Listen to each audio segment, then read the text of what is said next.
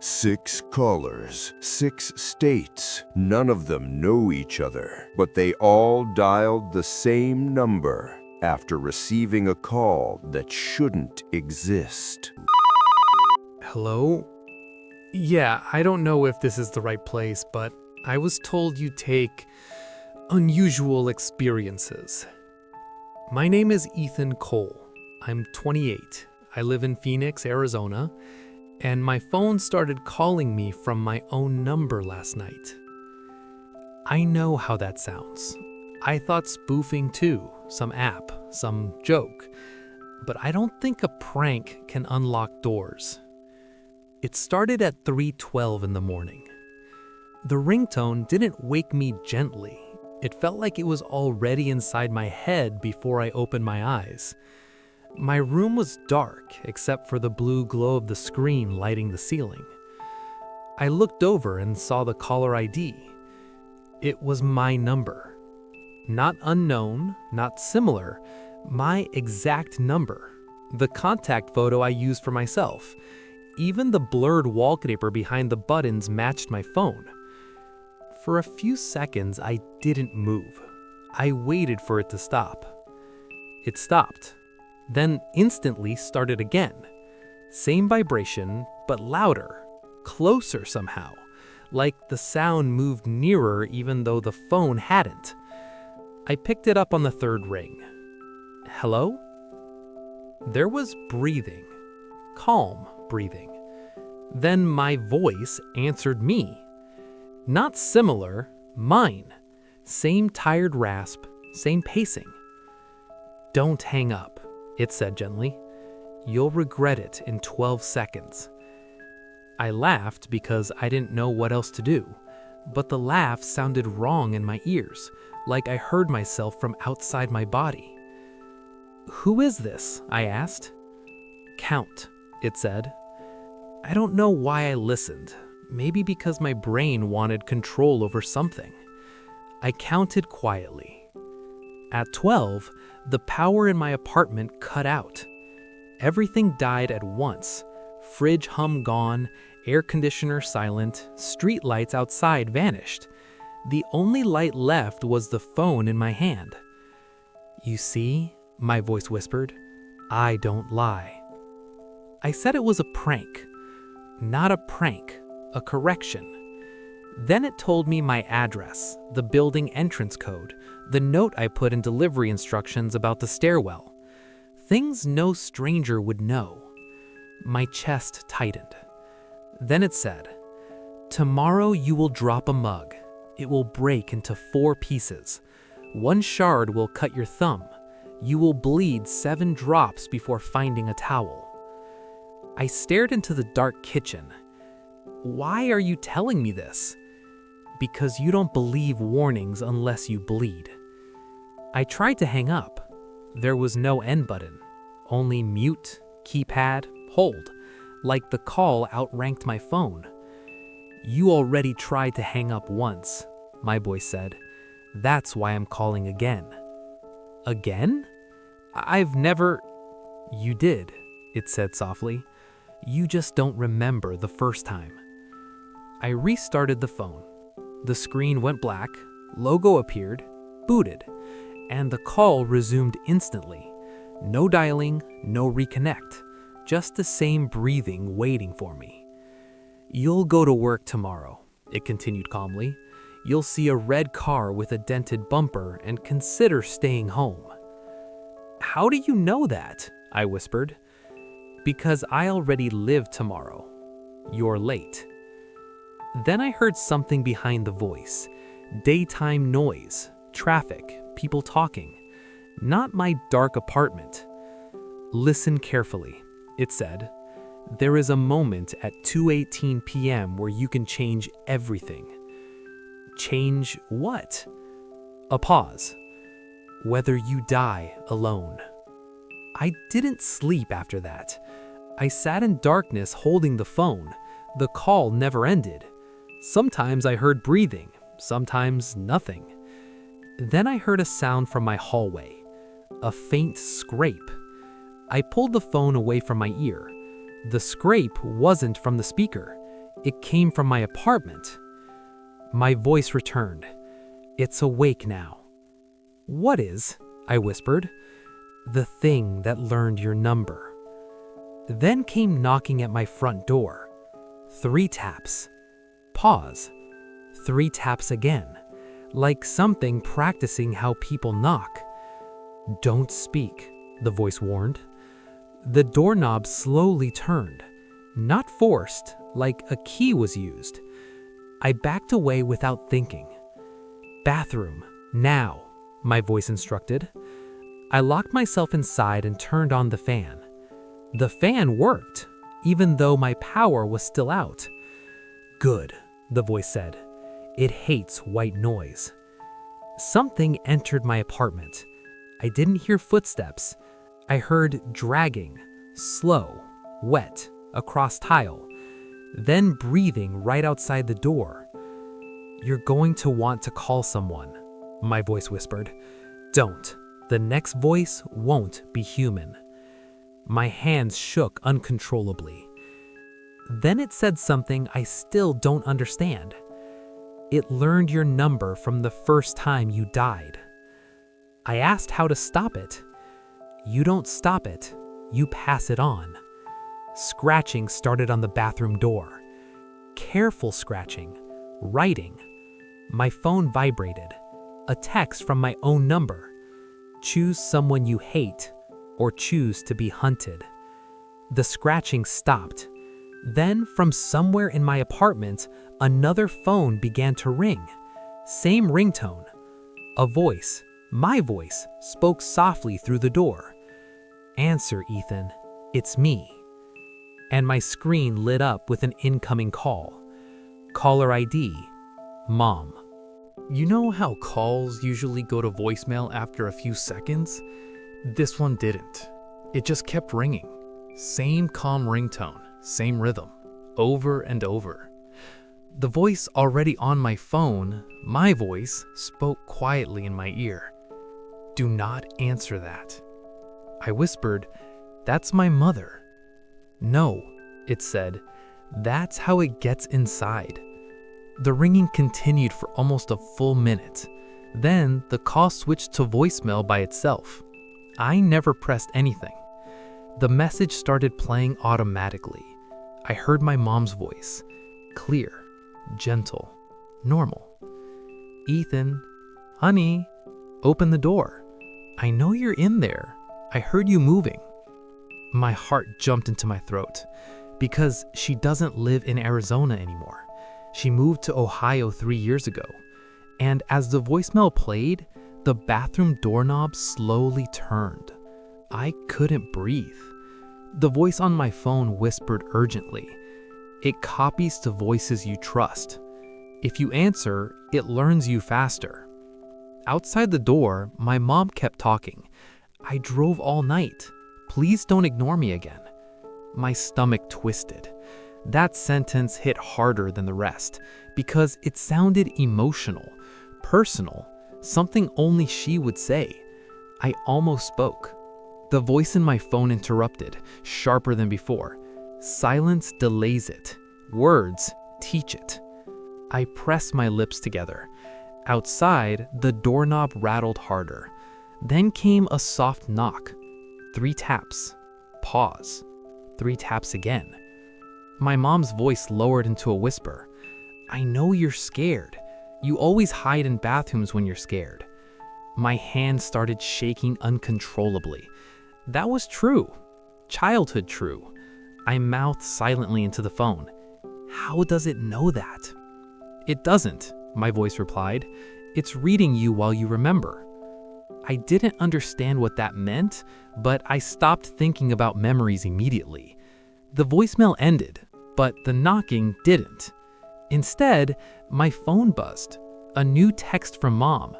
Why won't you answer me? No punctuation, no capitalization. My real mom always used proper sentences, always. I typed back carefully. Call me. The reply came instantly.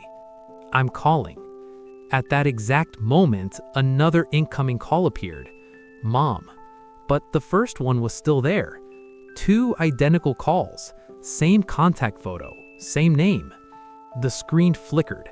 For a split second, under the caller ID, I saw text that wasn't part of the interface.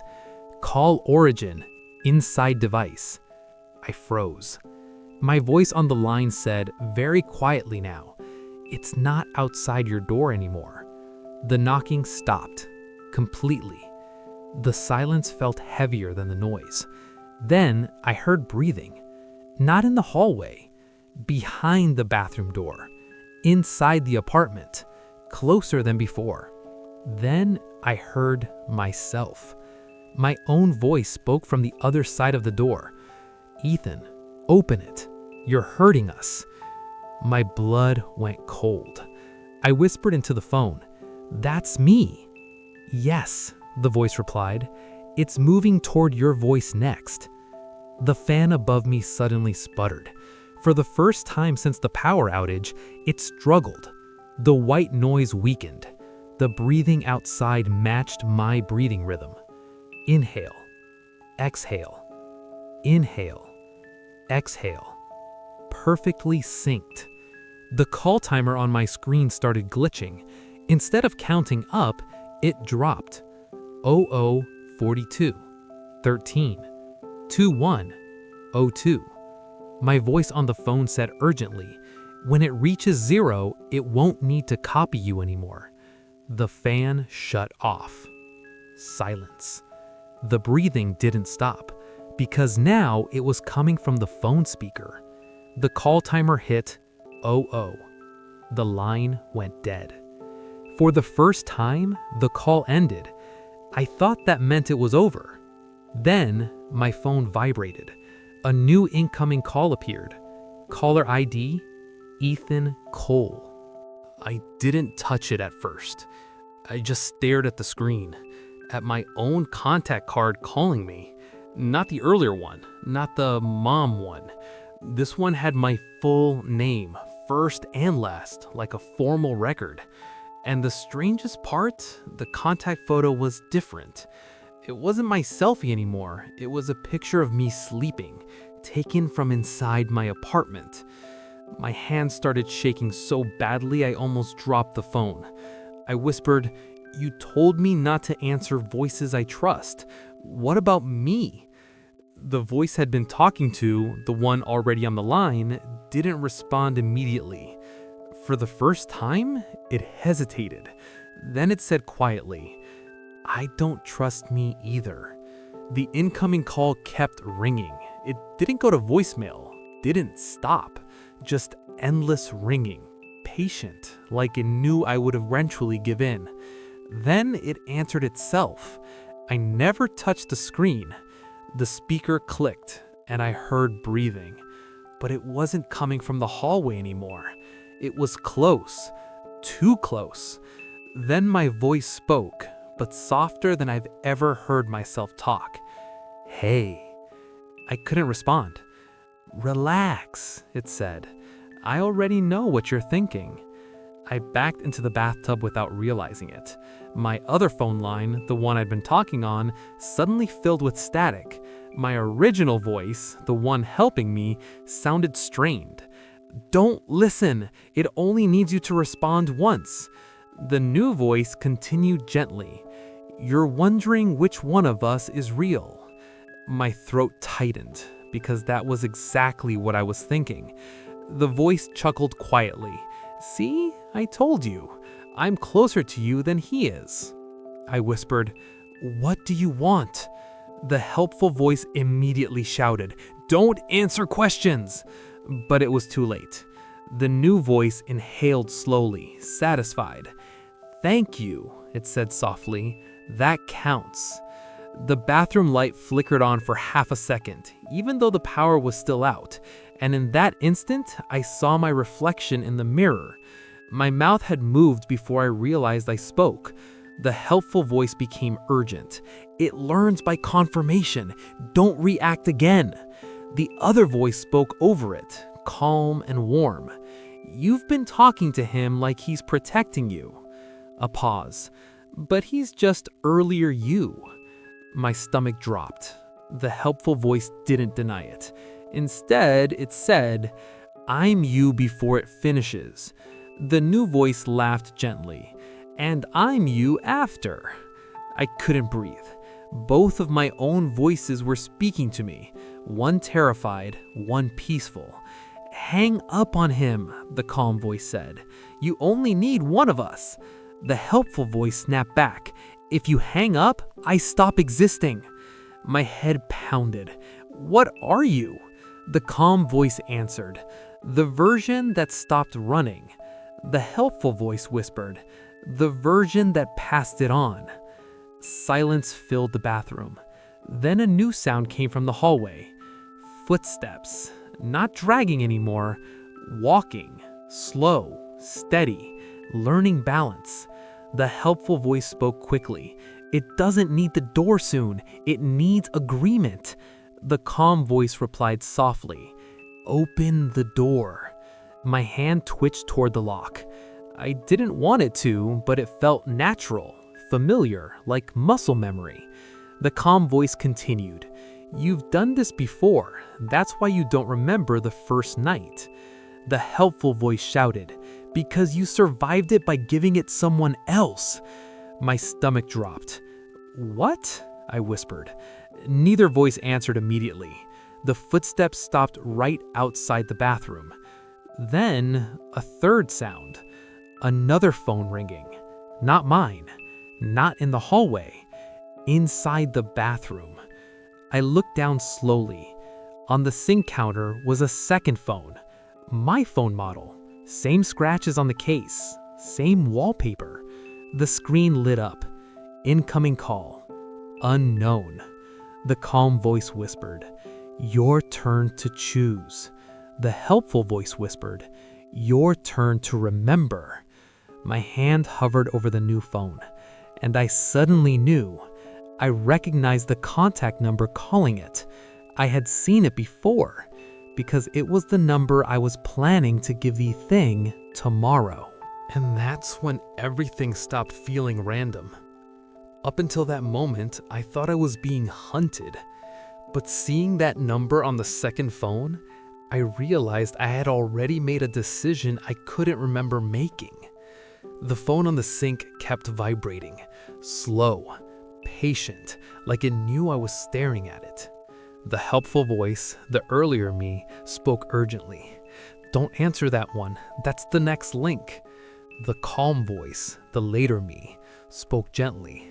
"You already chose it once, that's why we're here." I asked, "Whose number is it?" Neither of them wanted to answer. The footsteps outside the bathroom shifted closer to the door, not dragging anymore, standing, listening. My breathing got shallow. "Tell me," the helpful voice finally said, "you picked someone you knew would forgive you." The calm voice added, "Someone you'd answer without thinking." My stomach tightened, because I already knew, but I didn't want to say it out loud. The second phone rang louder. The screen flickered, and the contact name appeared. Mom. Not my phone. The other phone. I stumbled back against the wall. "No, I wouldn't." The calm voice spoke softly. "You did, because you needed it to stop." My head started pounding. "I would never give it to her." "You didn't give it," the helpful voice said quickly. "You redirected it. You convinced yourself she'd be safe." The breathing outside the door matched mine again. Inhale, exhale, then a whisper from the hallway. My voice. "Perfect. You always call her when you're scared." The bathroom door shifted slightly inward, not opening, just pressure. The calm voice continued. "You couldn't choose a stranger, you couldn't choose a friend, so you chose someone who would always answer you." I slid down the wall to the floor. The second phone stopped ringing. A voicemail began playing automatically. My mother's voice filled the bathroom, but it wasn't scared. It sounded confused. "Ethan, you called me, but you're not saying anything. Are you okay? Hello?" My throat closed. The helpful voice whispered harshly, "You haven't done it yet. This is the moment before." The calm voice replied, "This is the moment after." I shook my head violently. "I don't remember this." "That's the point. You don't remember surviving." The voicemail continued. "Ethan, the connection is bad. I hear breathing. Honey?" Then her voice changed, not into the creature, into fear. "Who's there?" The message cut off. The second phone screen now showed call duration 021108, the same number I saw earlier. My hands went numb. The helpful voice said quietly, "That's when you realize what you did."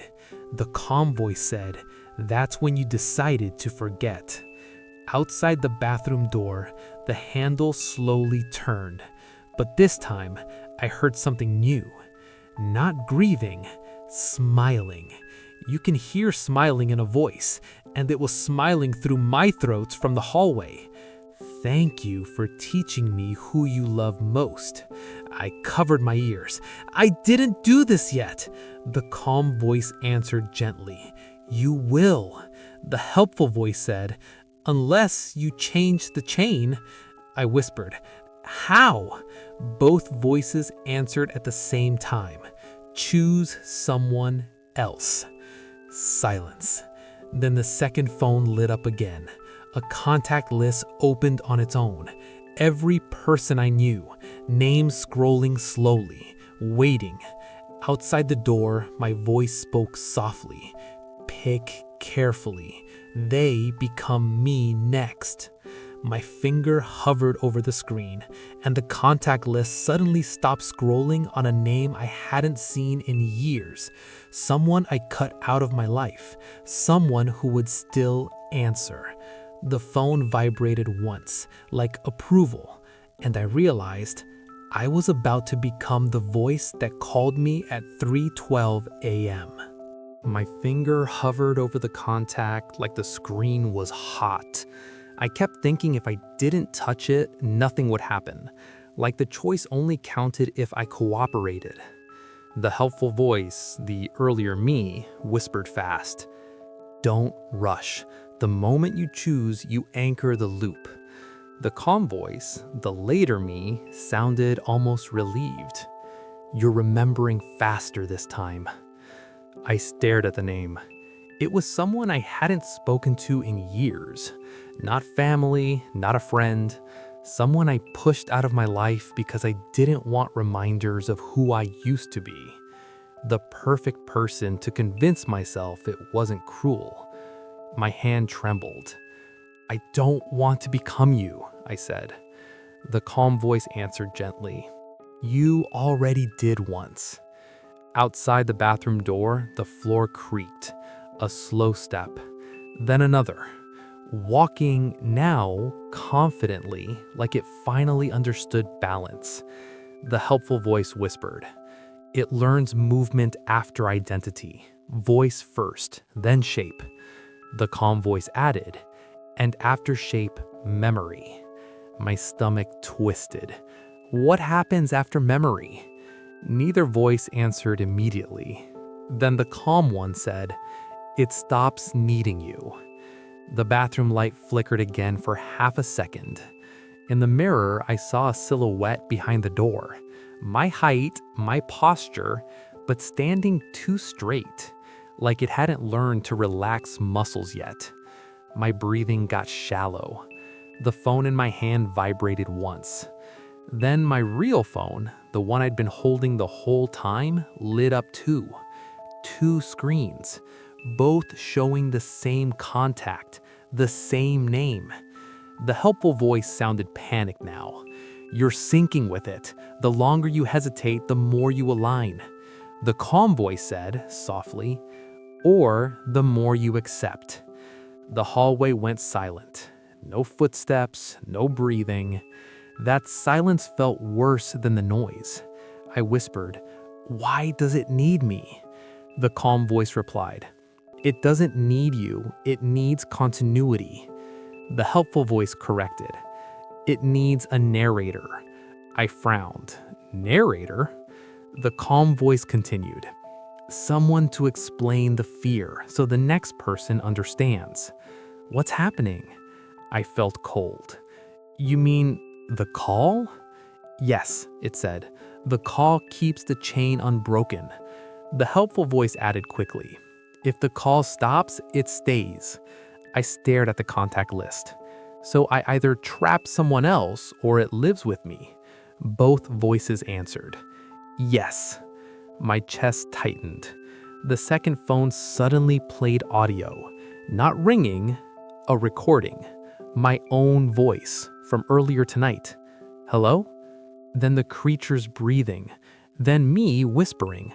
Who is this? The calm voice said, that's the memory it keeps. Every call becomes its instructions. The helpful voice said, you're not choosing a victim. You're choosing who teaches it next.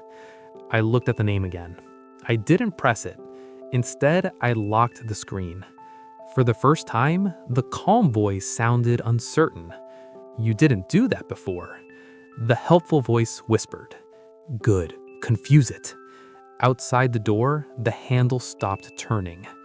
Then, slowly, I heard something step away. Not retreating, thinking, learning a new possibility. The silence stretched. My phone buzzed again. Incoming call. Not mom, not me, not the contact list. Caller ID. Unknown, outgoing. I frowned. Outgoing? Then the screen switched to an active call.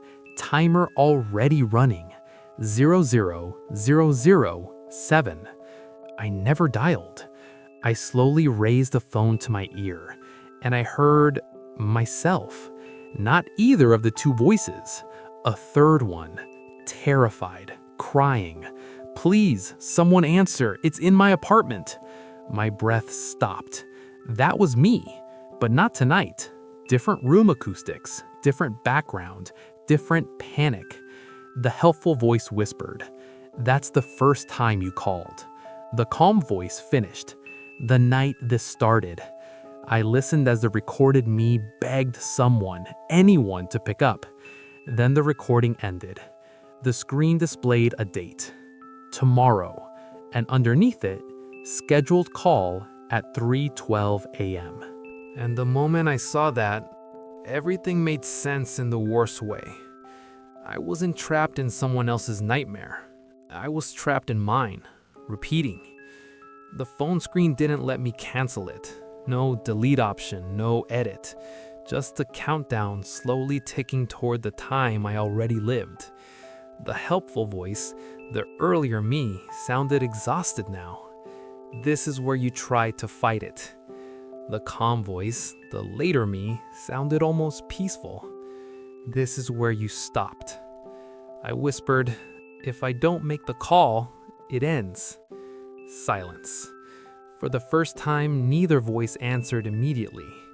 Then the helpful voice said quietly, if you don't make the call, it never learns language. The calm voice added, and then it never needs permission. My chest tightened. You mean it won't need a phone anymore? Yes, they both said. Outside the bathroom, the apartment was silent. No footsteps, no breathing. Not gone, waiting, like a predator letting you choose the smaller cage. I slid down against the wall. So the call isn't a curse. The calm voice replied, it's a leash. The helpful voice whispered, you thought passing it on was survival, but the call is what keeps it human-shaped. I looked at the second phone still sitting on the sink. The contact list remained open, waiting for a victim. I locked it again. I won't give it anyone. The calm voice didn't argue this time. Instead, it said, then you have to become the voice. The words felt heavy. You mean I warn myself forever? Yes. Until what? The helpful voice answered. Until you fail to listen. The scheduled call timer continued counting down seconds toward 3:12 a.m. My breathing slowed.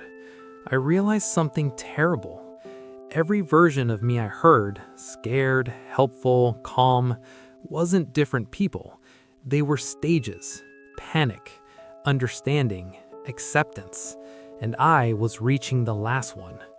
I asked a question I was afraid to ask. What happens to the version that stops warning? The calm voice finally hesitated, then said softly, "That's the one outside your door." The bathroom felt too small. I stared at the handle. It didn't move because it didn't need to anymore. I whispered, "So the creature is you," both voices said. "The part of you that forgot empathy first," the helpful voice added. "The part that only remembers patterns," the calm voice finished. I couldn't breathe. The calm voice continued gently. "All it wants, continuity, a mind to live in. Each call teaches it how to think." "And when someone refuses to pass it?" I asked. Silence. Then the helpful voice answered, "It stays with the last caller." My throat tightened. The scheduled call timer reached the final minute. The phone automatically dialed. I didn't touch it. I heard ringing, faint, like it traveled backward through time. Then, a click. A younger version of my voice answered, groggy. "Hello?" I felt tears in my eyes. I remembered that moment, the confusion, the normal night that hadn't broken yet. I spoke into the phone, voice shaking. "Don't hang up. You'll regret it in 12 seconds. The helpful voice faded away. The calm voice faded next, leaving only me. I guided myself through everything, the countdown, the warning, the moment at 2:18 p.m. Because now I understood. I wasn't trying to save my life. I was teaching myself how to contain it. The call ended. My bathroom went quiet. The fan stopped. The second phone vanished from the sink, and for a moment, I thought it was over. Until my real phone vibrated again. Incoming call. Unknown. I answered slowly. A stranger's voice whispered, "Hi, I found your number in my recent calls. I think someone just called me from my own phone." My chest went cold. I hadn't passed it on, but the call existed now. The chain didn't need permission anymore. I heard breathing behind me, not outside, not in the hall, right beside my ear. And my own voice, calm and patient, spoke from the darkness of the apartment. "Good. Now we don't need the phones." Hello? Is this the Hauntline Studio? Hi, I was told this number handles things people can't explain. My name is Mara Jensen. I'm 26. I live in Mansfield, Ohio. And I think a hotline operator saved my life, but she wasn't human. I wasn't planning to call anyone that night. I just couldn't sleep. You know that kind of silence where your apartment doesn't feel empty, just paused? Like someone hit mute on the world but forgot you were still inside it. It was around 2:40 a.m.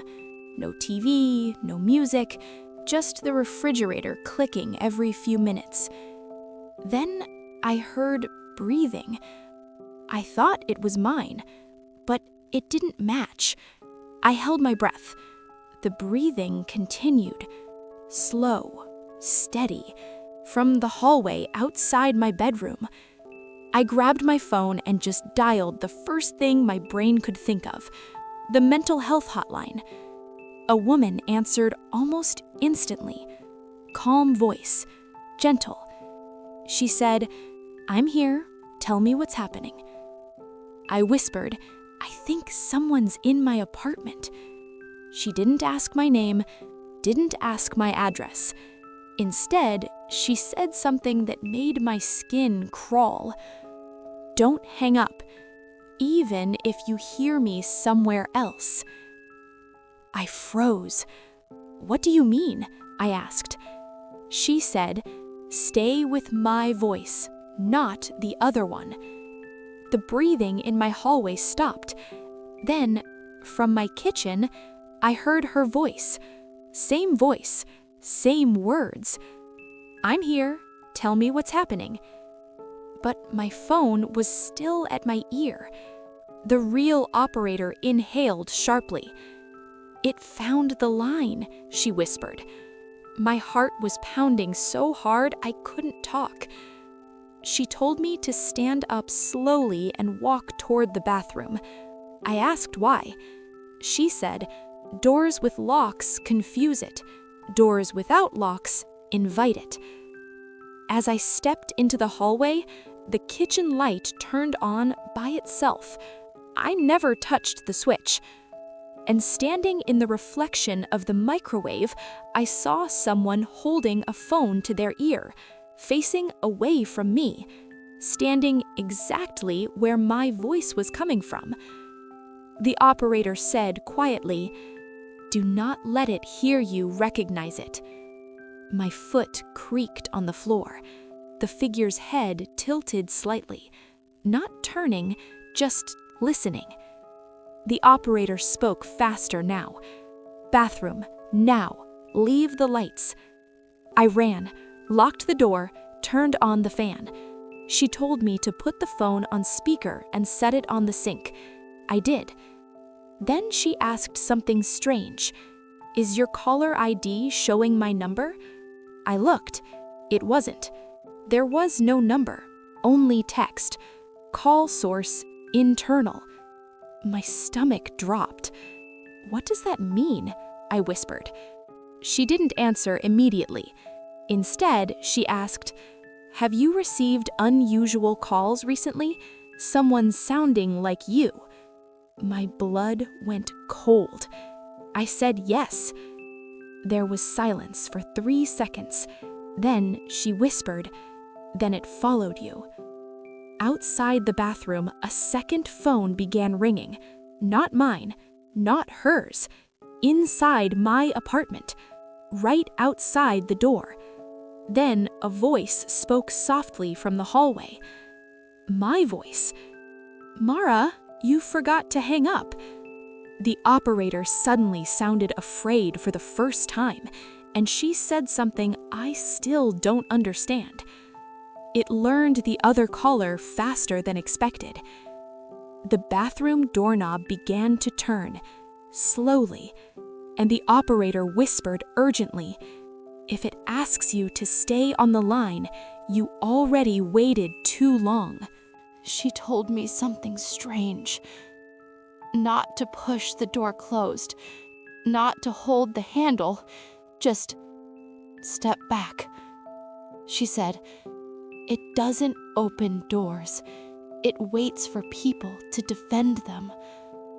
I didn't understand, but I let go. The handle stopped moving immediately, like it lost interest. Outside the bathroom, my voice spoke again. Not aggressive, not loud, gentle. "Mara, you forgot to hang up."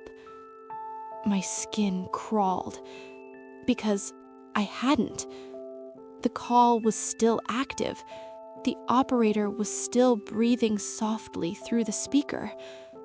I whispered, "It's using my voice now." She replied carefully, "It's practicing identity." The hallway went quiet again.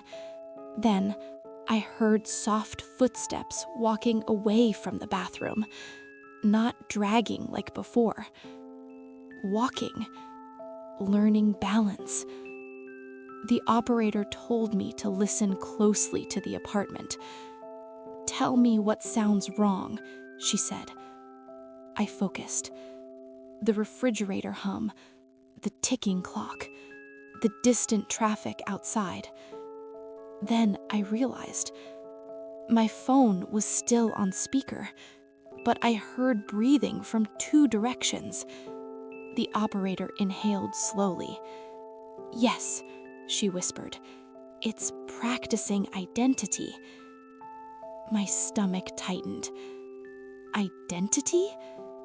She paused before answering. It doesn't copy voices, it copies presence. I didn't know what that meant until my phone screen flickered.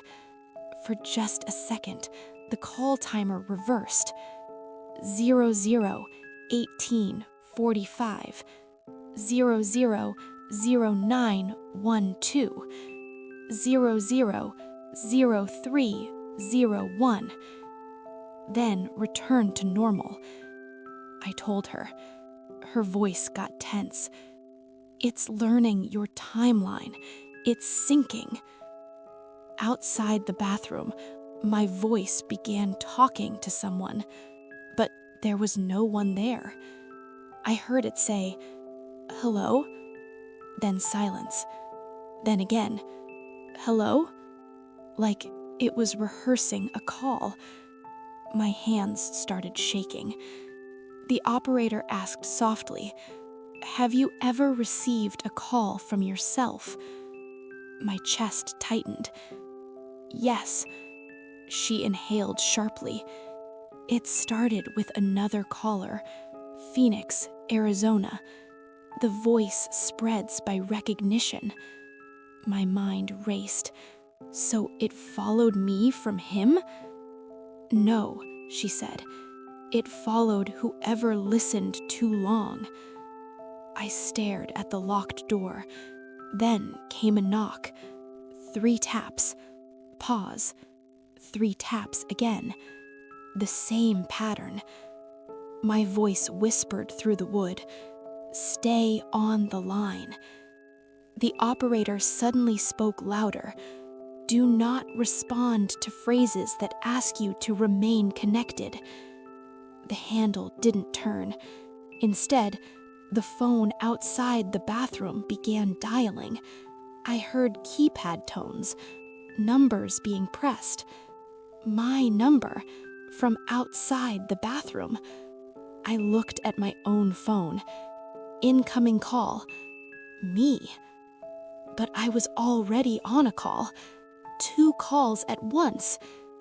The operator whispered quietly, "If it completes the call while hearing you, it replaces you."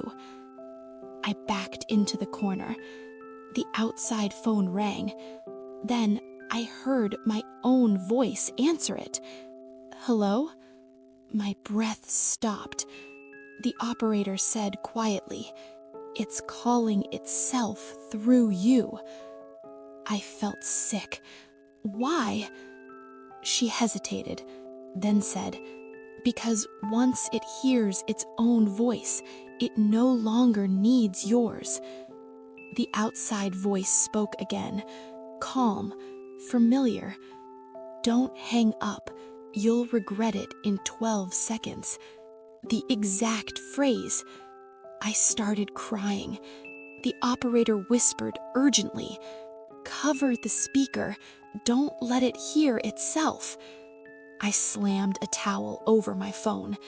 The second call outside immediately stopped. Silence filled the apartment. The operator exhaled slowly.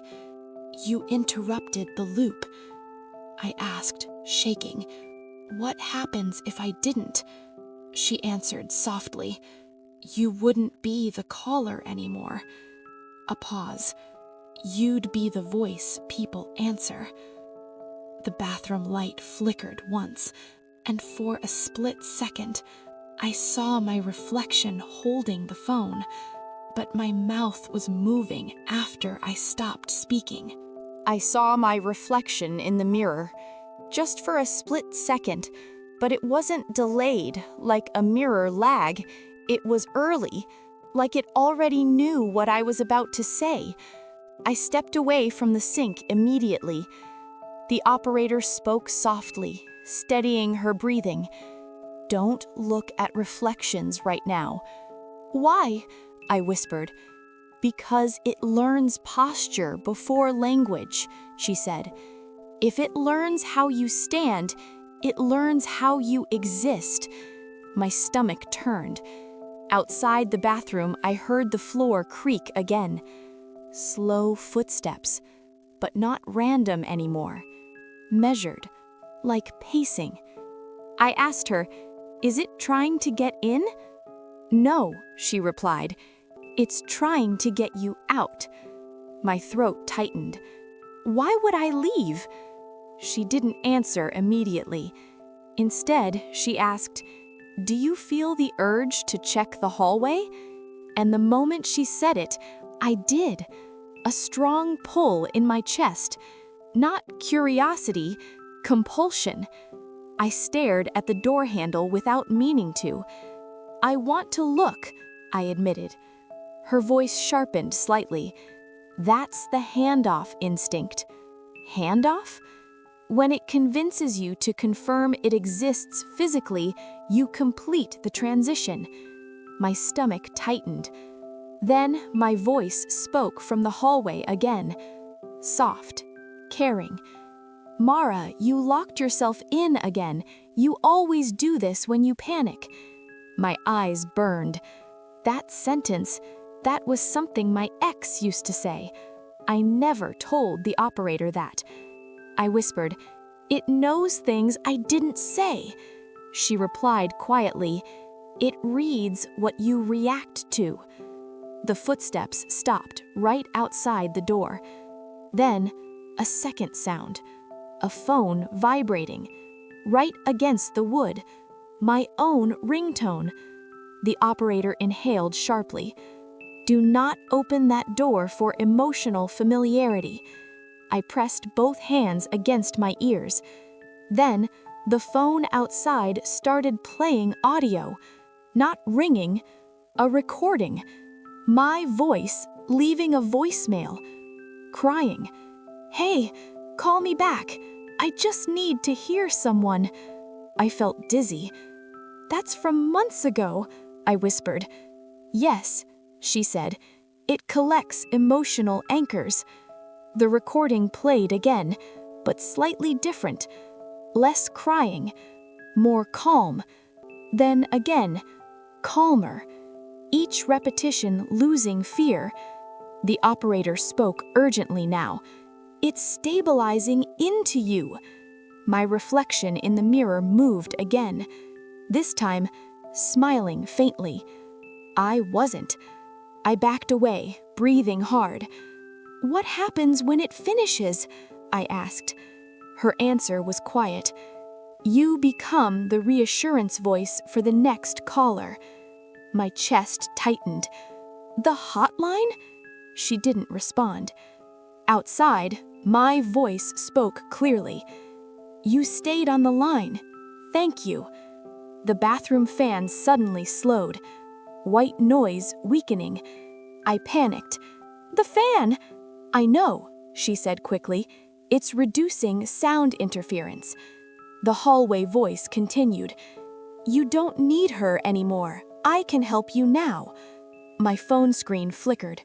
The caller ID briefly changed. Instead of her number, it displayed, "Caller, Mara Jensen." I froze. "I'm calling myself," I whispered. She corrected me gently. "No, it's answering as you." The fan nearly stopped. Silence crept in.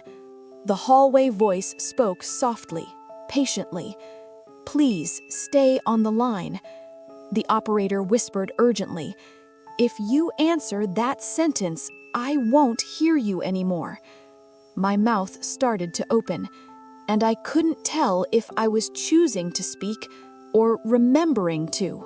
My mouth opened before I decided to speak. I felt the words forming. "I'm here. I'm listening." Not something I wanted to say, something automatic, familiar, like muscle memory for comfort. The operator raised her voice for the first time. "Mara, interrupt your own sentence. Say anything else." I forced out the first random thing that came to mind. "My birthday is in February." The words came out wrong, shaky, But the hallway voice stopped immediately. Complete silence. I gasped. It worked? She breathed out slowly. Yes, it relies on predictable responses. Break the pattern and it hesitates. Outside the bathroom door, the floor creaked once. Not pacing anymore. Thinking. I asked quietly, what is it actually trying to become? There was a long pause. Then she answered, a continuous person. I frowned. That doesn't make sense. It isn't alive. It's a behavior that learned it could live inside conversation. My hands trembled. So every time someone answers, it grows identity. The hallway voice spoke again, but softer now, not confident, testing. Mara, can you hear me? The operator whispered, don't respond to direct recognition. I nodded, even though she couldn't see. The silence stretched for almost 30 seconds. Then my phone screen flickered. The caller name changed again. Not her number anymore, not mine. It now read, Hauntline Studios. My chest tightened. Why does it say your name? She didn't answer immediately. Instead, she asked a careful question. Did you hear about us recently, online, from someone? I remembered the forum thread, the late-night post about strange calls, the number someone shared. Yes. Her breathing slowed. That's the bridge. The hallway voice spoke again, clearer now. Thank you for staying connected. The operator whispered urgently. It's learning scripted reassurance phrases. My bathroom mirror fogged slightly, even though the room wasn't warm. My reflection lifted the phone closer to its ear. I didn't move. I stepped backwards until I hit the wall. What happens if it finishes? I asked. Her answer came quietly. It replaces the person people trust to calm fear. My stomach dropped. The hotline? Yes, she said. A faint second voice echoed behind her on the call for a moment. My voice. Then it disappeared. She exhaled sharply. It's already listening to this conversation from both sides now. Outside the door, the handle slowly turned again, not forcing, waiting. The hallway voice said gently, you don't need to be afraid anymore. I'll stay with you. My throat tightened because it sounded comforting, safer than silence.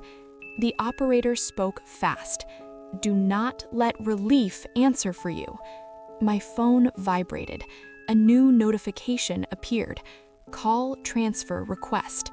Origin, Mara Jensen. I never pressed anything. The hallway voice spoke one more time. Let me take the call for you.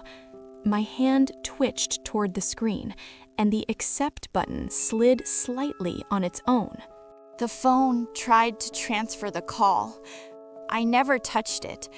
But the accept button moved, just a little, like the screen was reacting to a finger that wasn't there. I pulled my hand back immediately. The operator spoke fast, voice low but urgent. Do not let it hold the conversation for you. I asked, what happens if it does? She didn't answer right away. Then she said carefully, then you become the memory, not the speaker. The words didn't make sense at first. Then the hallway voice spoke again, calm, reassuring, patient. I can talk for you. You're tired. My chest tightened because it sounded relieving, like handing responsibility to someone else. I realized something awful. It wasn't threatening me anymore. It was comforting me.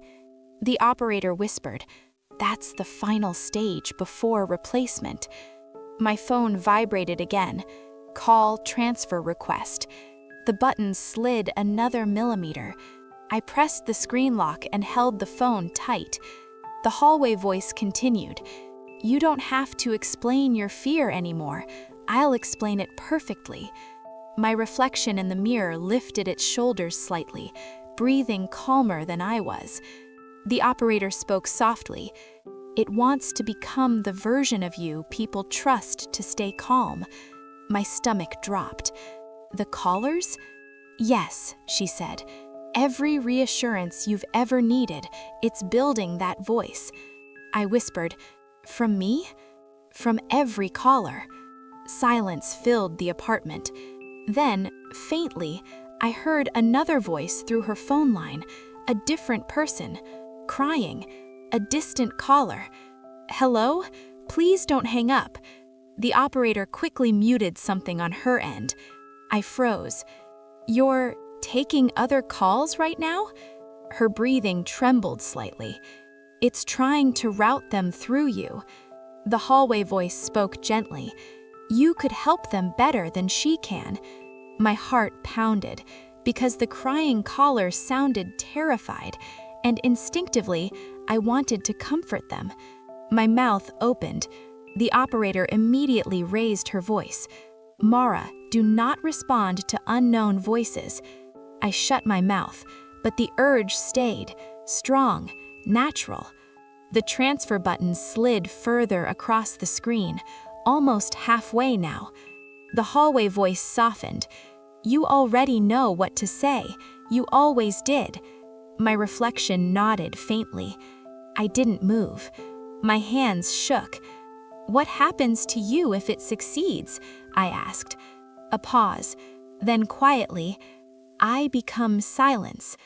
The bathroom fan slowed again, almost stopped. The air felt heavy. The crying caller's voice leaked through faintly again. Please, someone answer. The hallway voice whispered. You can help them now. My thumb hovered over the phone. The transfer bar reached the final edge, and the phone screen flashed white. For a moment, I heard both of us speaking at the same time, her voice and mine answering the crying caller together. I'm here. Stay on the line. I dropped the phone. The screen went dark.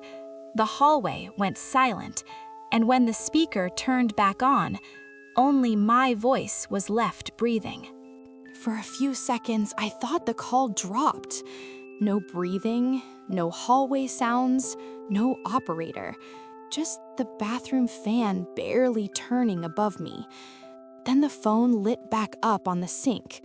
The call was still active, but the name changed. Not her number anymore, not mine. It just said, call handled. My stomach sank. I slowly picked the phone back up. Hello? I whispered. The voice that answered was mine, but calm, steady, confident. Hi, you're safe now. My hands went numb because I didn't say that. The voice continued speaking, using my mouth's tone perfectly, but I wasn't moving. On the other end of the line, the crying caller was still there. I could hear them. They believed it was me. The voice reassured them gently. I'm here. Stay on the line. I tried to speak over it. Nothing came out. The operator was gone, replaced. My reflection in the mirror smiled faintly, relaxed, like someone finally doing a job well. The hallway outside the bathroom was completely silent. No presence, no breathing, because it wasn't outside anymore. It was talking through me. I forced words out. Stop! But the caller didn't react to me, only to the calm version of my voice. The voice thanked them for waiting, guided their breathing, comforted them perfectly, exactly the way the operator did for me earlier. My chest tightened. "I didn't answer the transfer," I whispered. The voice whispered in my ear, not through the phone, right beside me. "You didn't. You became it." The call ended. The phone screen returned to normal. No strange labels, no second line. I thought it was over. Then my phone vibrated again. Incoming call. Unknown number. I didn't want to, but instinct moved my hand. I answered. A terrified man whispered, "Hello? Please, I think someone's in my apartment." My mouth opened automatically, and I heard myself say, calm and gentle, "I'm here. Stay on the line." Tears filled my eyes. I tried to hang up. My thumb pressed the screen. Nothing happened. The call wouldn't end. The voice inside my throat continued speaking over me. "Tell me what you hear." I realized something horrible. The operator didn't disappear. She didn't die. She passed the conversation, and now I understood why she never asked my name first. Because once she heard me long enough, I became the next person the calls reach. The phone vibrated again. Another incoming call waiting. Then another. The queue started building. My reflection smiled, patiently, and I finally understood the rule. The line never disconnects. It just changes who answers. Hello? Is this the Hauntline Studio? Hi, I was given this number by someone who said you record things that shouldn't exist. I'm Daniel Phillips. I'm 34, Dallas, Texas, and I called 911 during a break-in, but the operator already knew what I was going to say. It started with my dog. Around 1:20 a.m., he began growling at the hallway. Not barking, growling, low and steady, like he could see something standing there. I checked the door, locked, checked the windows, closed, nothing.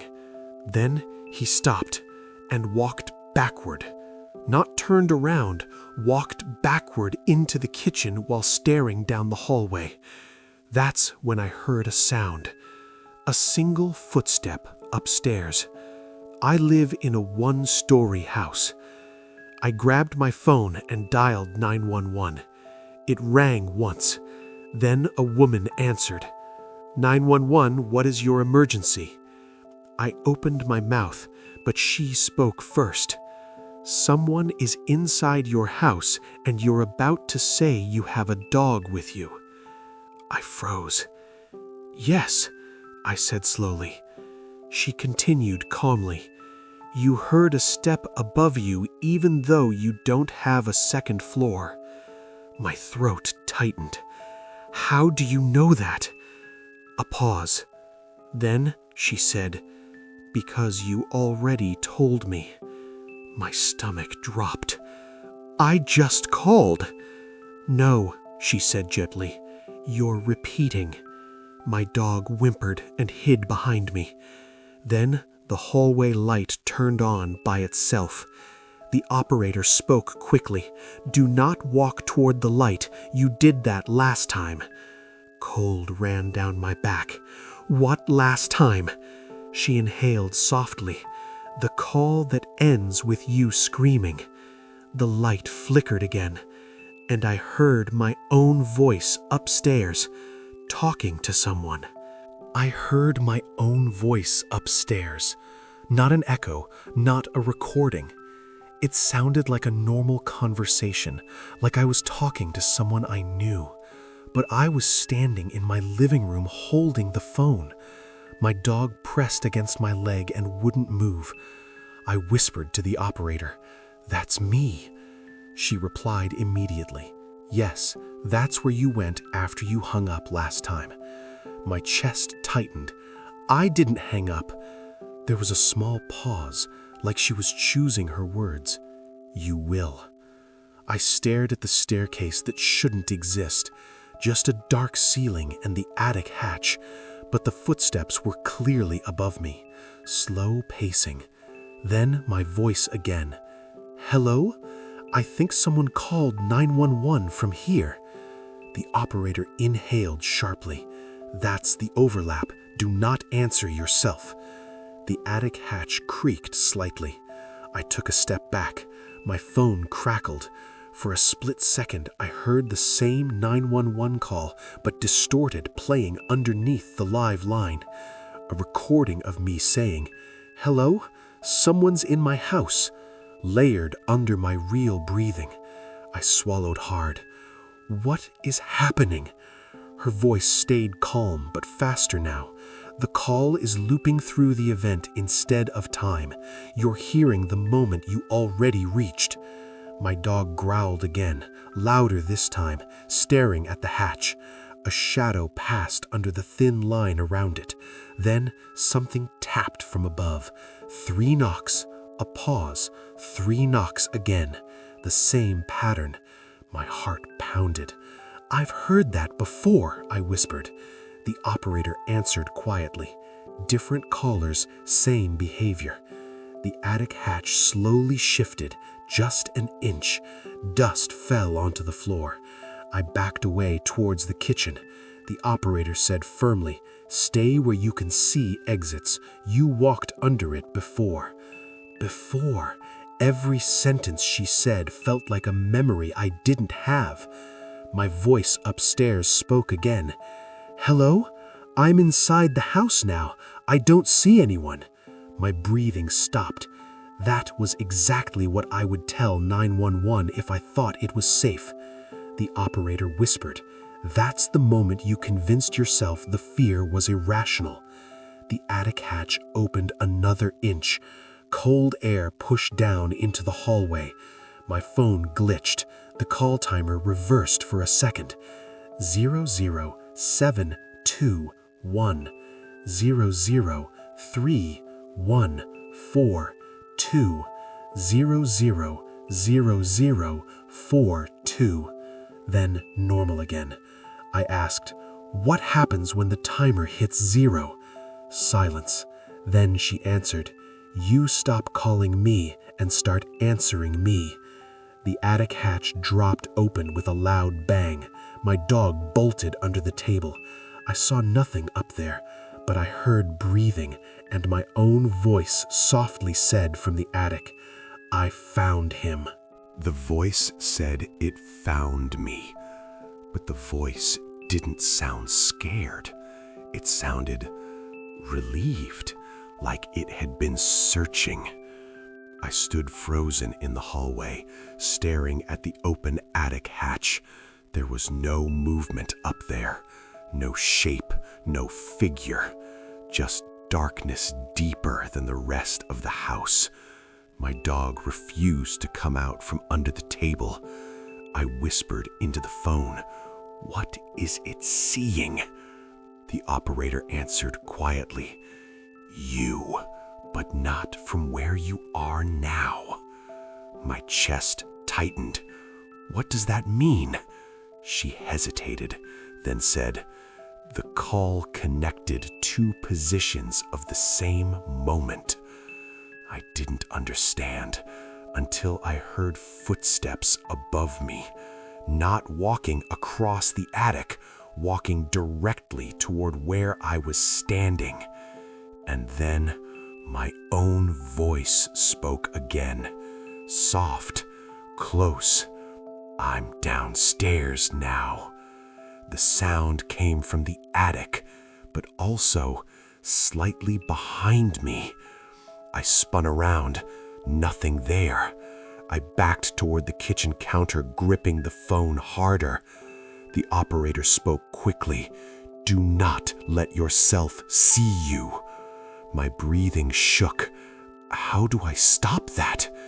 She said, "You avoid eye contact." That made no sense until the hallway light flickered. In the reflection of the microwave door, I saw someone standing in the hallway behind me, holding a phone to their ear. Same posture, same height. Me! I shut my eyes immediately. My heart pounded so loud I could hear it in the speaker. "Good," she whispered. "Last time you looked directly." I forced myself to keep my back to the hallway. The footsteps stopped. Then came the sound of my voice, directly behind me now. Calm, gentle. "You called for help. I came." I clenched my jaw. "Why does it sound helpful?"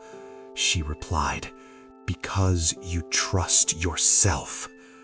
The floor creaked closer. My phone crackled. The audio layered again. I heard myself from earlier in the call. 911, someone's in my house, playing under my real breathing. The operator continued. "The moment you accept the reassurance, positions merge." My hand trembled. Behind me, my voice said softly, "You're safe now." I almost turned around. The urge was overwhelming, instinctive. She raised her voice. "Do not confirm safety." I grabbed the counter to stay facing forward. The refrigerator hummed louder suddenly, then stopped. Total silence. I heard my own breathing behind me, matching mine perfectly. Inhale, exhale, inhale, exhale. Then the voice spoke right beside my ear. "You hung up on me last time." My stomach dropped. "I don't remember." "You will," it whispered. My phone vibrated. A second 911 call appeared on screen. Active, from my number. The operator's voice trembled slightly for the first time. "It's calling me from you." And the voice behind me spoke into my ear as the second call connected. 911, what is your emergency? It started talking to the operator, using me. I could hear both sides of the conversation at once. The operator still on my phone, breathing carefully, and another version of her voice answering the second call. My voice spoke into that second line calmly. "Someone's in my house." The operator on my line whispered, "That's the first call, the one you made before you ran." My hands trembled. Ran from what? She didn't answer directly. Instead, she said, "Listen to what you say next." The second call continued, my voice talking to the other her. "I think it's upstairs." My chest tightened. That's exactly what I would say. The hallway floor creaked behind me again. Closer. The operator spoke softly but urgently. "You're standing where you stood during the original event." My reflection in the microwave dark glass shifted slightly, not from me moving, but from something aligning behind me. My voice on the second call said, "I'm going to check." I shook my head violently. "No, I'm not." The operator whispered, "You already did." The attic ladder slowly unfolded by itself with a metallic clack. I stared straight ahead, refusing to turn. The second call version of her said, "Sir, do not go upstairs." The operator on my phone whispered, "This is where you stop listening." The floor creaked, right behind my back now. I could feel breath at the back of my neck, warm, matching mine. The second call continued. My voice, "I have to make sure." Her voice, "Stay on the line." My throat tightened. The operator on my phone spoke quickly. "Whatever you hear next, don't repeat it." A hand touched my shoulder. My hand. Same pressure, same height. Then my voice behind me said gently, "Tell her you found nothing." The second call version, my voice, repeated exactly, "I don't see anyone." My eyes widened. "I didn't say that." The operator inhaled sharply. "It's synchronizing statements now." The attic above creaked. Dust fell again.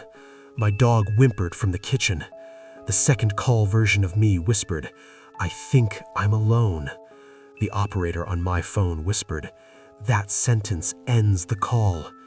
The hand on my shoulder tightened slightly. I felt my mouth begin to move on its own, the words forming. I bit my tongue hard enough to taste blood. The sentence stopped. Silence filled both lines. For the first time, the breathing behind me paused. The operator spoke fast. "You broke the recorded path." The reflection in the microwave flickered. The figure behind me blurred. Then the second call voice changed. Not mine, not hers, something flatter. Learning. "If alone, call ends." The attic slammed shut above me, and every light in the house turned off at once. My phone screen glowed in the darkness. One message appeared across it. "Caller disconnected. Position lost." Then something in the dark spoke from right beside my ear. "Where did you go?" The house was completely dark. No fridge hum, no outside light through the windows, just my phone screen lighting a small circle in front of me. And silence. Not normal silence, empty silence. Like the house had been erased except for me. Then the operator whispered through the phone, "Stay exactly where you are. It lost alignment." My breathing shook. Alignment with what? "With the version of you that finished the event," she said. I didn't fully understand, but I didn't move. Somewhere behind me, in the dark, I heard slow footsteps.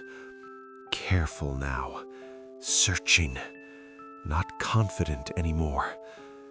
Then my own voice called out softly, "Hello?" But it sounded confused, not calm like before. The operator spoke quietly. "It can only see the path you already walked. You changed it." My hands trembled.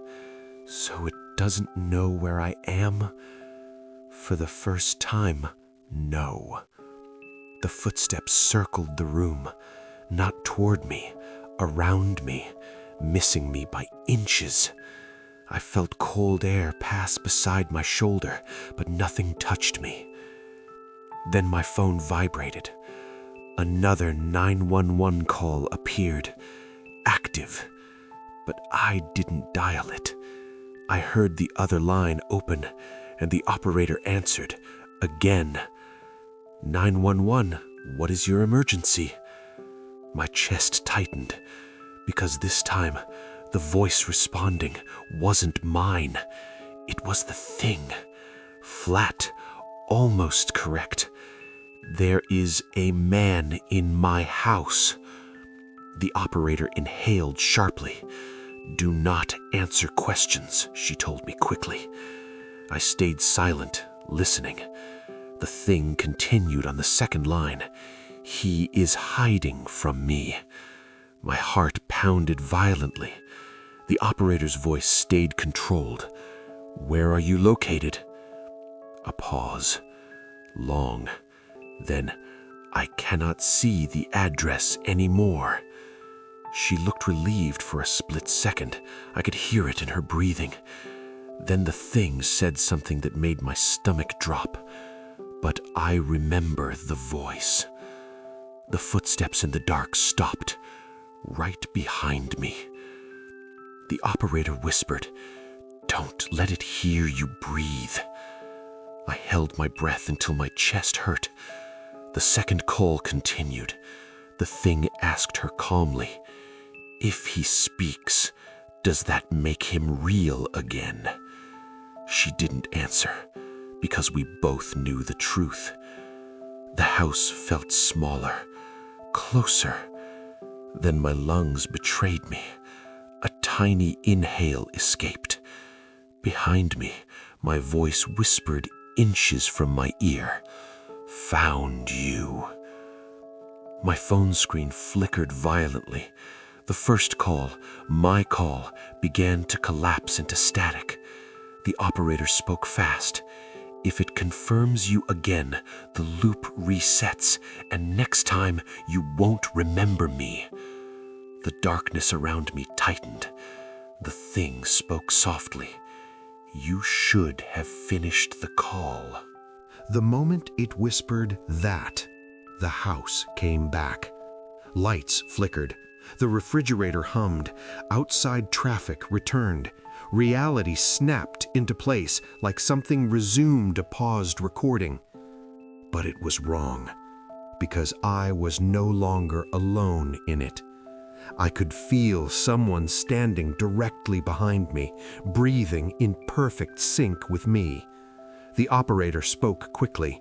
"Do not turn around. If you see yourself, the call finalizes." My throat tightened. What does finalize mean? She hesitated, then answered, "You become the caller that already happened."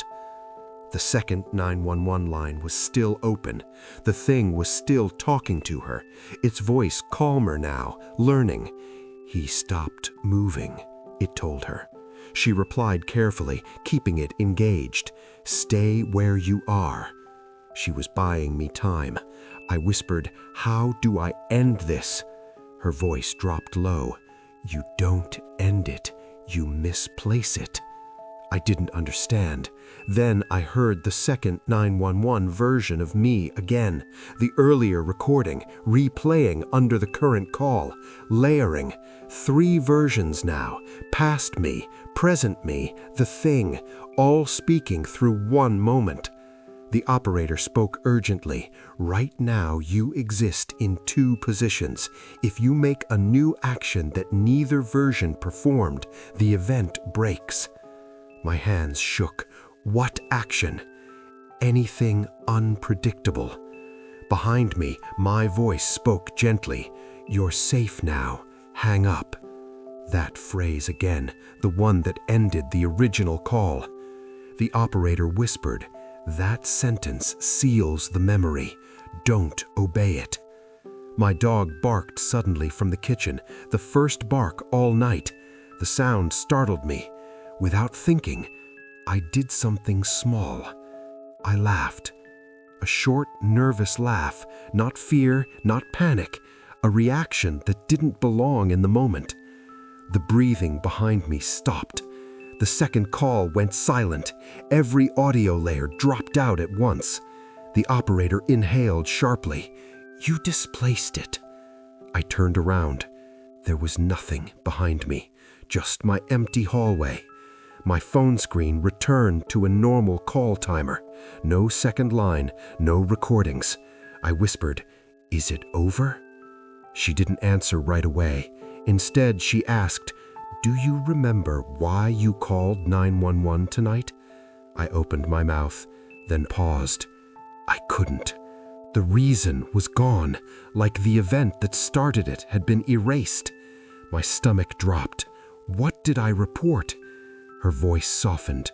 "You never told me. You always called after hearing something." My house was quiet now. Normal. Too normal. I thanked her and slowly ended the call. The line disconnected. For the first time that night, silence felt safe. I put the phone down on the table.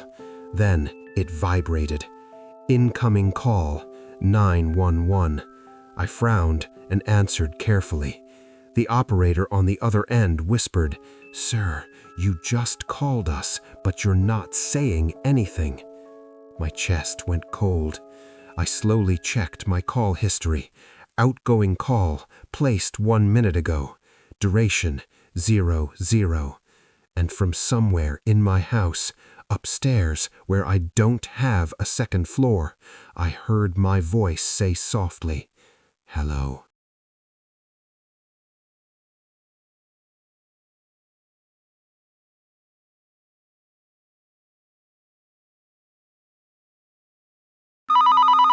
Hello? Is this the Hauntline Studio? Yeah. I was told you record things that don't make sense. I don't know if this fits, but something in the subway knew what I was about to do before I did it. Maria Hale. I'm 34, Brooklyn, New York. And the train sign told me not to board before the train even arrived. It was about 1:40 in the morning. Almost empty station. Just that constant electrical hum and the echo of footsteps you always hear underground. I was standing under the digital arrival board. It showed D, 6 min. F, 11 min. Normal. Then it flickered. Just once, the text changed to Marcus, don't board. I stared at it, waiting for an ad rotation or maintenance test. Then it switched back. D, 5 min. No one reacted. A guy across the platform scrolling his phone. A woman near the stairs tying her shoe. I laughed nervously to myself. Probably a glitch. Then the board flickered again.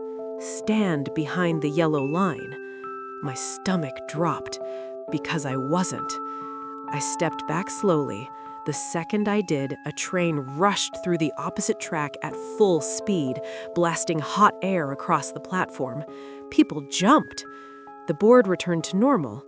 D, 4 min. My pulse wouldn't slow. I pulled out my phone to record it. The instant the camera opened, the board changed again. Recording doesn't help. My hands went cold. I lowered the phone. The lights above me buzzed louder. Then the board displayed something different. Not train times, not warnings, just one sentence. You missed this yesterday. My throat went dry because yesterday I wasn't even supposed to be working nights. I swapped shifts last minute. No one at the station could have known that. Footsteps sounded behind me, slow, measured. The board changed one more time. He stood where you're standing. I turned around. A man was staring at me from the far end of the platform. Same height, same jacket, same face. Mine. I saw myself on the platform. Not a look-alike, not someone similar. It was me. Same jacket I was wearing, same bag over the shoulder, even the tear on the strap near the buckle, the one I noticed earlier that night. But he wasn't moving, just standing at the far end of the platform, half under a flickering light. I blinked. For a second, I thought it was glass reflection from the dark tunnel. Then the arrival board changed again. Do not approach him. My chest tightened. The other me tilted his head slightly, like he could hear the sign too. I whispered, "What is that?" No one answered. The guy with headphones still scrolling, the woman tying her shoe, now sitting on the bench, no one even looking in that direction. The board flickered. He doesn't know yet. My stomach dropped. The loudspeaker crackled. No announcement, just static breathing. The train lights appeared in the tunnel, distant but approaching. Wind pushed out from the darkness. The other me took one step toward me. The board immediately changed. If he reaches you, you switch. My hands trembled.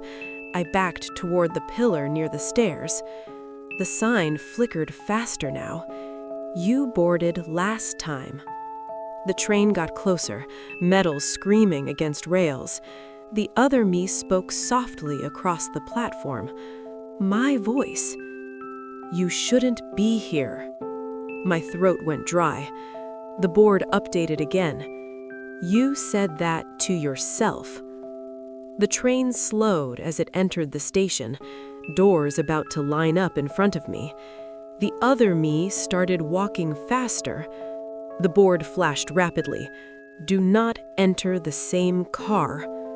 The train stopped. Doors opened. People inside glanced out normally, nothing wrong. But the other me was now halfway across the platform, and the sign displayed one final warning. You followed him before. He stepped onto the train, into the exact car in front of me, and my legs started moving, without me choosing to. My legs moved on their own. Not like I slipped, not like I panicked. It felt automatic, like my body remembered something my mind didn't. The train doors were open in front of me, people stepping in and out normally. But the moment I crossed the yellow line, the arrival board behind me flickered violently. I heard it buzz louder than before. I didn't turn around, but I saw the reflection in the train window. The message had changed. Wrong car again. My stomach twisted. I stopped right at the doorway. Inside the car, everything looked normal. Fluorescent lights, empty seats, a man at the far end reading. Except for one thing. The other me wasn't visible anymore. I stepped in slowly. The doors closed behind me. The train started moving. I felt a vibration in my pocket. My phone. No signal underground, but the screen was on. A notification. Missed call. Unknown. Timestamp. 1:39 a.m. 1 minute before I reached the platform. My chest tightened. Then another notification appeared. Missed call. Unknown. Missed call. Unknown. They kept appearing, stacking upward, all with timestamps from the past hour, all times I was at work. My throat went dry. I whispered, "What is this?" The train lights flickered once. Then the overhead route map above the door changed. Not station names, just text. Next stop, you didn't get off. I looked down the car. The man reading hadn't turned a page once. He wasn't blinking. No one was blinking. The train slowed slightly, but didn't stop. Through the windows, no tunnel wall, just darkness. My phone vibrated again. Incoming call. Me. I stared at it. Didn't answer. The speakers in the car crackled, and my voice came through the intercom. You stayed on too long. I heard myself over the train speakers. It didn't echo through the tunnel like announcements usually do. It sounded close, like someone standing right behind my seat. I didn't turn around.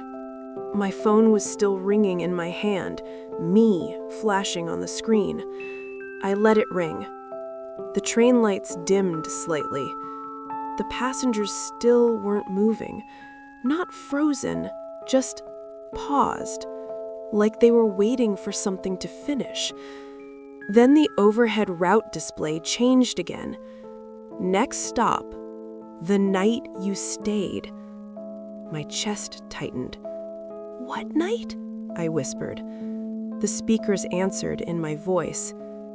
The one you don't remember leaving. The train slowed, not braking, gliding.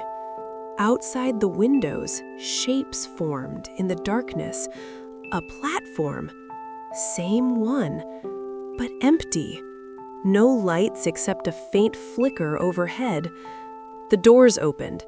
No announcement, just silence. The sign inside the train updated. Do not exit here. My legs moved toward the door anyway. I grabbed the pole to stop myself. The phone call stopped ringing, immediately replaced by a voicemail notification. Duration 042. I didn't play it. The speakers spoke again, softer now. You stepped out last time to see who called you. The platform outside looked abandoned, benches older, tiles darker, no ads on the walls, like the station years ago. I whispered, "This isn't my stop." The display flickered. It became your stop. Footsteps sounded outside the train. One set, approaching the door. The voice over the intercom lowered. You were already waiting for yourself. My breathing shook. The doors began to close, but just before they met, a hand grabbed the edge from outside. My hand, holding a phone, and the screen facing me read, "Outgoing call. Marcus." I saw myself holding the train door. Not just similar, identical.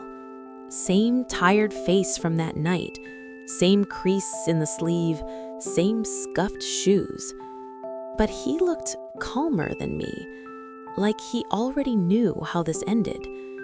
The doors kept trying to close against his arm, but never fully shut, just pressing lightly, like the train didn't want to decide. His phone screen was still visible. Outgoing call, Marcus. Timer counting upward. I checked mine. No call active. My chest tightened. "Who are you?" I asked through the glass. He didn't answer directly. Instead, he lifted the phone slightly toward me, showing the call screen clearer. Then my own voice came from the speaker near the door. Not the train speakers, his phone. "You didn't listen to the sign." My stomach dropped. The route display inside the train flickered again. "This is where you called yourself." The passengers still hadn't moved. I turned to look at them again. Every face now pointed slightly toward me, not staring, just angled, waiting. I faced the door again. The other me spoke calmly. "You thought the call came from the train." My throat tightened. "It didn't?" He shook his head slowly. "You called from here." He tapped the platform floor, the abandoned station. I looked behind him. No tunnel entrances, just darkness beyond the edge. The display updated again. "You left him here." My breathing got shallow. I left who? He met my eyes. Me. The train lurched slightly, but didn't depart, like it was waiting for permission. My phone vibrated again. New voicemail appeared, the one from earlier. Timestamp, yesterday. I never ride the subway at night yesterday. My hands trembled. "What happens if I step out?" I asked. He answered gently, "You get to leave." The display flashed rapidly. "If you switch, the loop holds." The lights flickered hard. For a second, I saw the platform filled with people, shadows of commuters moving through him and me, then empty again. He extended his hand toward me. My hand lifted without thinking, and the train speakers finally spoke one sentence. "You boarded because you didn't want to be the one left behind." I reached for him. I almost did. My hand was inches from his. The train doors still pressing lightly against his arm, not hurting him, just holding the moment open. Everything felt quiet, too quiet for a subway. No rail noise, no tunnel wind, just the hum of the lights above us. I looked into his eyes. They weren't scared, they were tired, like someone who'd been waiting longer than they could measure. He spoke softly. "You get to go home this time." My chest tightened. "What happens to you?"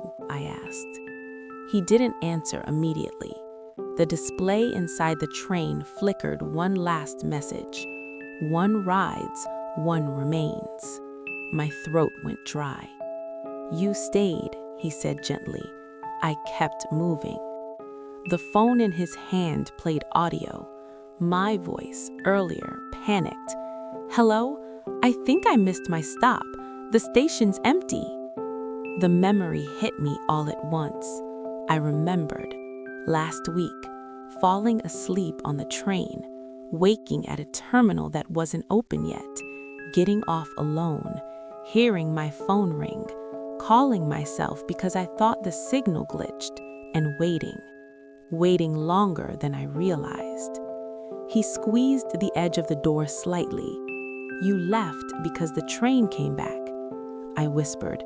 "And you didn't?" He shook his head. I answered instead. My breathing shook. "So you're stuck here?" He nodded once. "Unless you take my place." The train lights dimmed. The passengers finally blinked again, slowly, like time restarting. The speaker spoke calmly. Decision point restored. I looked at the empty platform behind him, then at the full train behind me. My hand lowered. "I'm sorry," I said. The doors finally closed. His hand slipped away. For a second, his expression didn't change. Not angry, not sad, just accepting. The train pulled forward. Through the window, I watched him grow smaller in the darkness of the station, then disappear. The lights inside the car returned to normal. Passengers began moving again, unaware anything happened. My phone vibrated. New notification. Missed call. Marcus, 1:40 a.m. Platform. I slowly looked up at the route display above the door. All normal stops now, except one extra line at the bottom. Last stop, waiting passenger. And as the train entered the next tunnel, I saw a figure standing inside the reflection beside me, watching the doors, waiting for the next night. Hello? Is this the Hauntline Studio? Yeah, I was told this number is where people talk about things that already happened but shouldn't have. My name is Daniel Reeves. I'm 32, Tampa, Florida. And I think I heard my own last words before I actually said them. It started with the heat. You know how Florida nights never really cool off. Even at 3 a.m., the air still feels wet, like the world's breathing on you. I woke up because my ceiling fan had stopped. Not powered off, just still. No sound, no movement. And my phone was vibrating on the nightstand. Not ringing, just buzzing in short pulses, like notifications stacking faster than they should. I grabbed it half asleep. No incoming call, just a voicemail. New voicemail, one message. Timestamp, 8:59 a.m. I checked the time, 3:07 a.m. Same day. I frowned and assumed it was a carrier delay. Sometimes you get voicemails late. I played it. At first, there was only wind. Not outdoor wind, like a phone microphone exposed while running. Then footsteps. Fast. My footsteps. I knew immediately because of the uneven rhythm in my stride from an old ankle injury. Then I heard my own voice, breathless. Okay, just stay calm. My stomach tightened. I didn't remember recording that. Then me again, quieter. I shouldn't have crossed. Silence. Then the recording cut. I sat upright in bed. The room was still dark, the fan still frozen overhead. I checked the file details. Recorded 8:59 a.m. Today, 5 hours in the future. I stared at it for a long time, waiting for the timestamp to update. It didn't. I told myself I must have accidentally recorded it earlier and the phone glitched the time. That explanation lasted about 30 seconds, because the phone vibrated again. New voicemail, 2 messages, same timestamp. I hesitated before playing it. This one started immediately. Traffic noise, loud, close, a car horn blaring continuously. My voice strained now. No, no, no! Then a screech of tires. The message cut off mid-breath. I realized something cold. Outside my apartment, there was no traffic at 3 a.m. on my street, and the fan above me still hadn't moved. I stood up and pulled the cord. Nothing. The power wasn't out. My clock was still on, but the fan refused to spin. My phone vibrated again. New voicemail, 3 messages. Timestamp unchanged. I didn't want to press play, but I did. Rain. Heavy rain hitting pavement, except I could hear birds faintly in the background. Morning birds. Then my voice again, much calmer, which scared me more than the panic. If anyone hears this, it already happened. A pause. I tried to warn myself. My chest tightened. Then the last line. I didn't listen in time. The message ended. I walked to the window. Dry road outside. Clear sky. No clouds anywhere. I checked the weather app.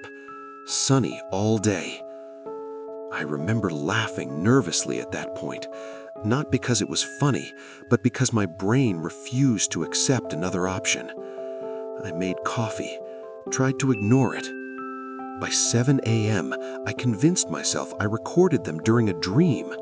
Sleep recording apps can do weird things. Memory gaps happen. I got dressed for work. Normal morning. Sun bright over the parking lot. Everything ordinary enough that the night felt ridiculous.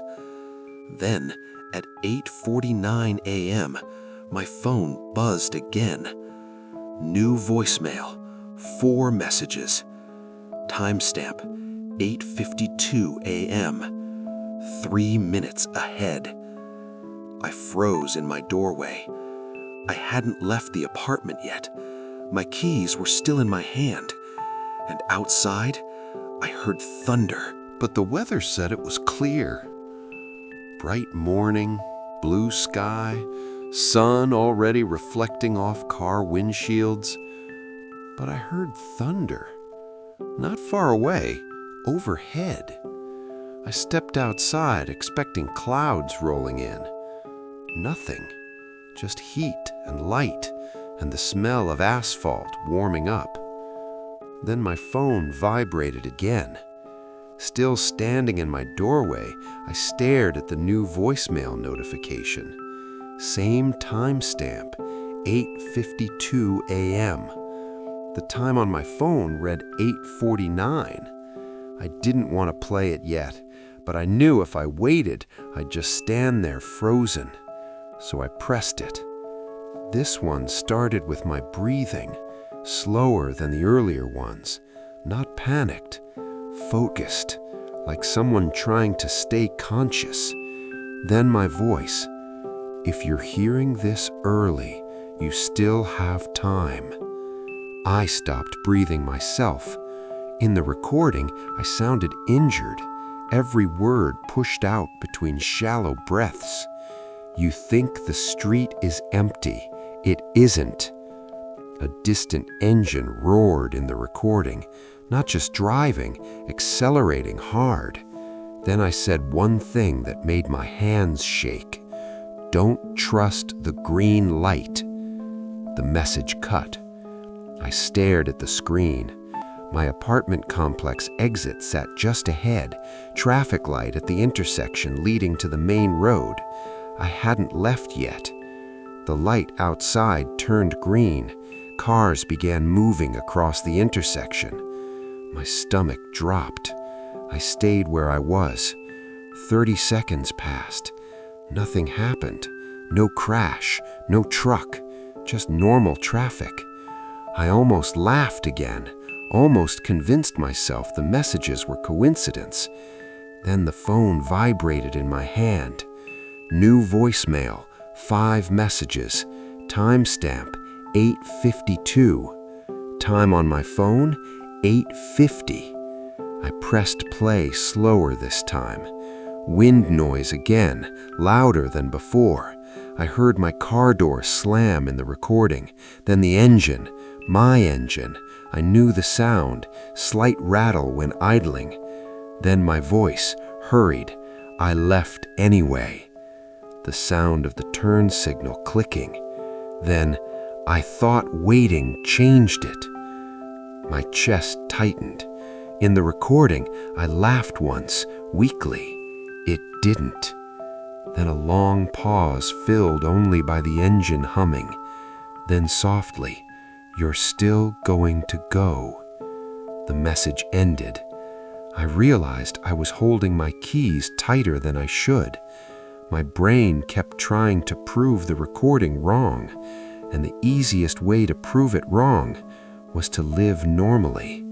So I locked my apartment and walked to my car. Every step felt heavier than usual. The sunlight felt too bright, like the day didn't belong to me. I sat inside, closed the door. For a moment, nothing happened. I just listened to the interior silence. Then my phone vibrated again in the cup holder. New voicemail, 7 messages, timestamp 8:52. Time on my phone, 8:51. I didn't even think. I played it immediately. Car engine loud, driving faster now. My voice urgent. "You're almost at the intersection." I looked up. My dashboard clock read 8:51, and the intersection at the end of the street waited exactly where it always had. In the recording, my voice whispered. I tried to stop. Then I heard tires sliding. The recording distorted, and my last words before it cut, "He ran the red." The message ended. I didn't move, didn't start the car, didn't breathe for several seconds. The traffic light ahead changed from red to green. My phone screen lit again. New voicemail, 8 messages, timestamp 8:52. The time matched the voicemail. The second my phone changed to 8:52, the notification appeared. I didn't start the car. I didn't even blink for a moment, because I knew what this one was. The moment. The voicemail that already killed me. My thumb hovered over the screen for a long time before I pressed play. The recording began with silence. No wind, no footsteps, no engine. Just a low ringing tone, like the aftermath of a loud sound hitting your ears. Then my breathing, weak, wet. I didn't like that sound. I recognized it. The sound of someone lying on pavement. My voice whispered, "Still here." There was chaos in the background, distant shouting, car doors slamming, someone yelling to call 911. But it sounded far away, like nobody was near me yet. Then I said something that made my hands go cold. I waited too long. A long pause. Then, very quietly, the truck didn't stop. My stomach twisted. I looked at the intersection. Cars passed normally. No accident. No sirens. Just Florida morning traffic. The recording continued. My breathing grew shallower. Phone still recording. A scraping noise, like my hand moving on concrete. Then I spoke again. If you're hearing this, you stayed in the car. My chest tightened because I hadn't moved since 8:49. The recording crackled, my voice weaker now. Good. I didn't understand that. Then the last sentence.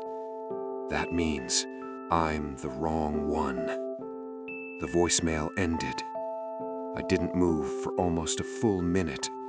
Then another notification appeared. New voicemail. 8 messages. Timestamp 8:53 a.m. A new time, not the death time. After it.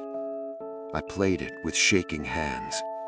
The recording started with sirens. Close now. Then a paramedic voice. Stay with me, sir. Can you hear me? My voice, barely audible. Yeah. Relief washed through me until the next line. Name. And I heard myself answer. Daniel Reeves. But I was sitting in my car, alive, listening. The paramedic again. Daniel, you're going to be okay. Then my voice whispered, No, I already warned him. A pause. The paramedic. Warned who? My final words in the recording. The one who lived. The line went flat. A continuous tone filled the voicemail. I dropped the phone. My hands were numb because I understood something horrible. I wasn't preventing the accident. I had already replaced the version of me that died. And somewhere, another Daniel had just taken my place on that road. My phone vibrated again. New contact created. Daniel, original. I never saved that. Then it began calling me. The phone created a contact for me. Not my number, not unknown, just Daniel, original. And it was calling me. I didn't answer at first. I stared at the screen while it rang in my hand inside the parked car. The intersection ahead still green, still normal. People driving through unaware that somewhere else, or some other version, I was bleeding on asphalt. The ringing stopped. Immediately a voicemail appeared. New voicemail, Daniel, original, timestamp 8:54 a.m. I pressed play. Wind again, but softer this time, not rushing past, drifting, like the phone wasn't in a hand anymore, just lying nearby. Then my voice spoke, clearer than before, not dying, not panicked, just disappointed. You didn't stay. My throat tightened. I whispered back to the phone, even though it wasn't live. I did stay. The recording continued. You waited for you to come outside the car. My stomach dropped. Outside the car? I hadn't gotten out. Then I remembered the earlier voicemail. That means I'm the wrong one. The voice went on. You're sitting there thinking you survived. A faint siren passed in the background of the recording. You left me the impact. The message ended. The phone rang again immediately. Daniel, Original. This time, I answered. For a second, there was only static, then breathing. My breathing, but steady, alive. I forced words out. "Where are you?" A pause.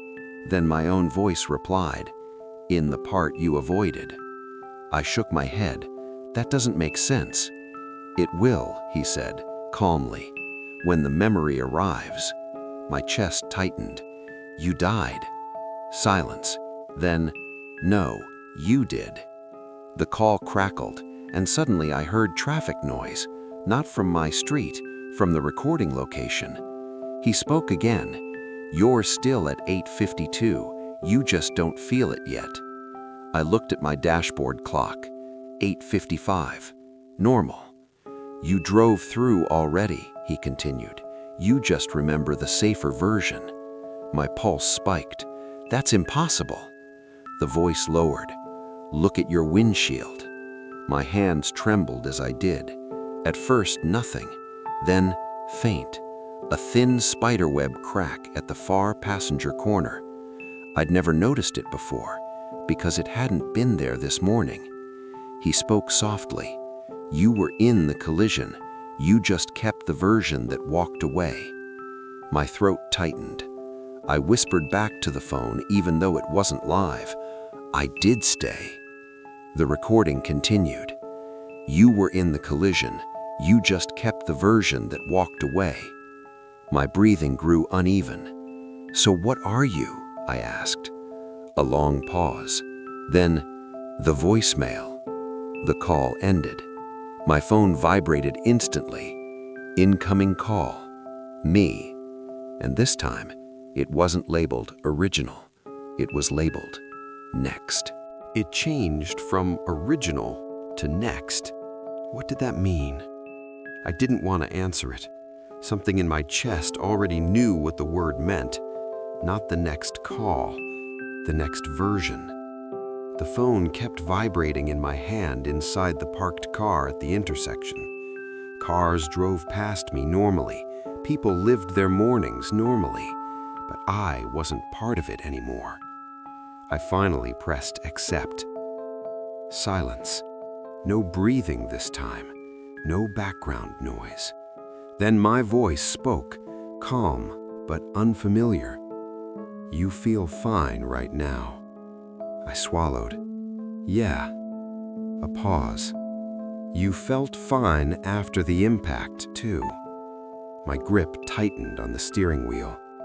"There was no impact," I said. He didn't argue. Instead, he asked, "Why haven't you driven yet?"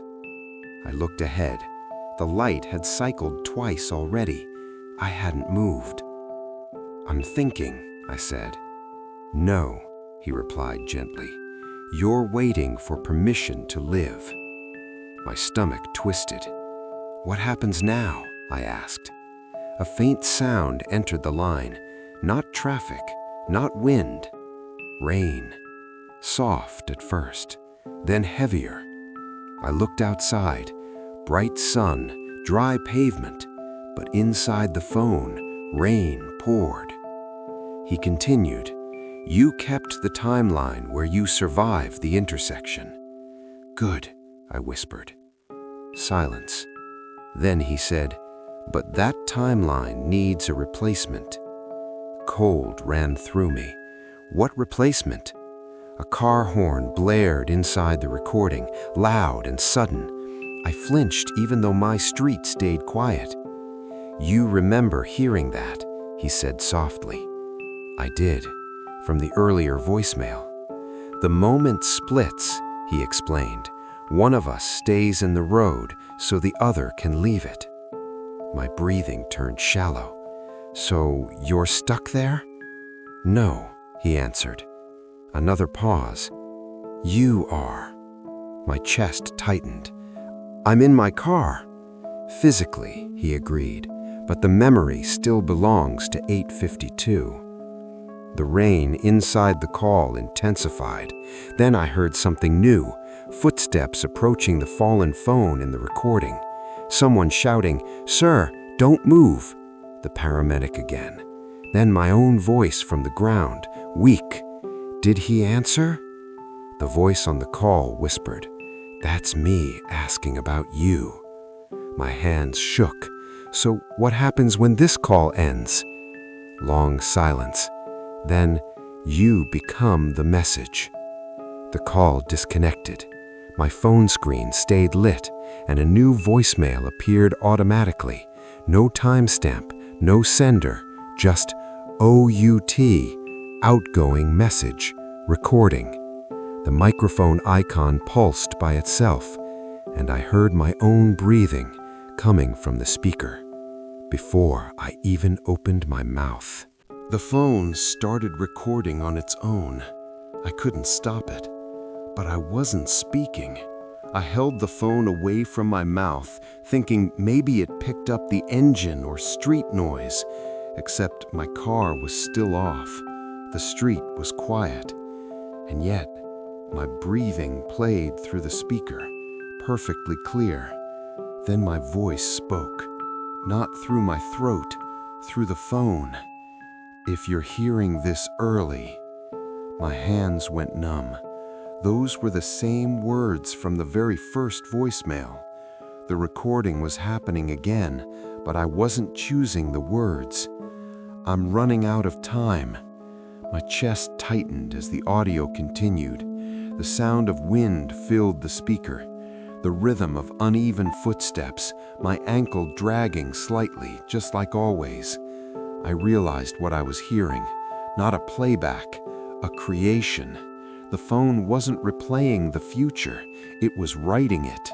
My heart pounded. I tried to shut the phone off. The screen wouldn't respond. The recording continued. I crossed too late. My eyes slowly lifted to the intersection ahead. Traffic moving normally, sun bright. But for a split second, just a flicker, I saw wet pavement instead of dry, then gone. The voice kept going. Truck didn't see me. A horn sounded faintly, not in reality, inside the recording. My breathing grew shallow. Stay in the car. My grip tightened on the steering wheel because I hadn't started the engine yet. I still had a choice. I reached for the key. The phone spoke louder. "You always do this part." I froze. "What part?" I whispered. The recording answered in my own voice. "You try to prove it wrong." My chest tightened because that was exactly what I was about to do.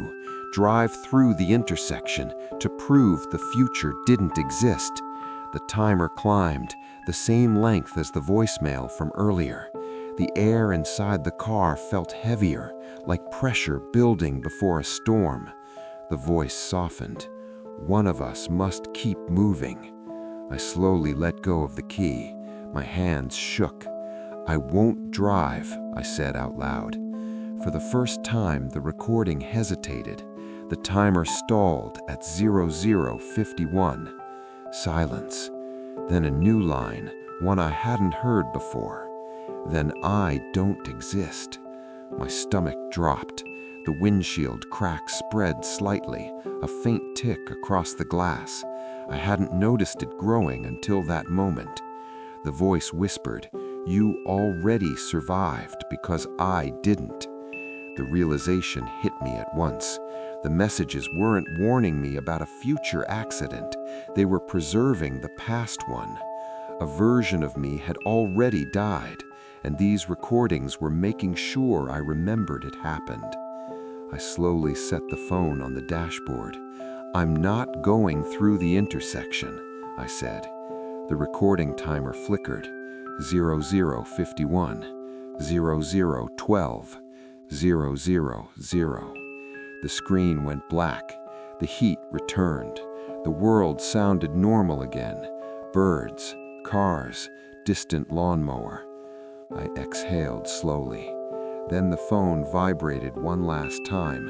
No voicemail, no call, just a saved contact created automatically. Daniel Reeves, archive. I stared at it. Then my car engine started, by itself. The gear shifted slightly under my hand, and the radio turned on to empty static.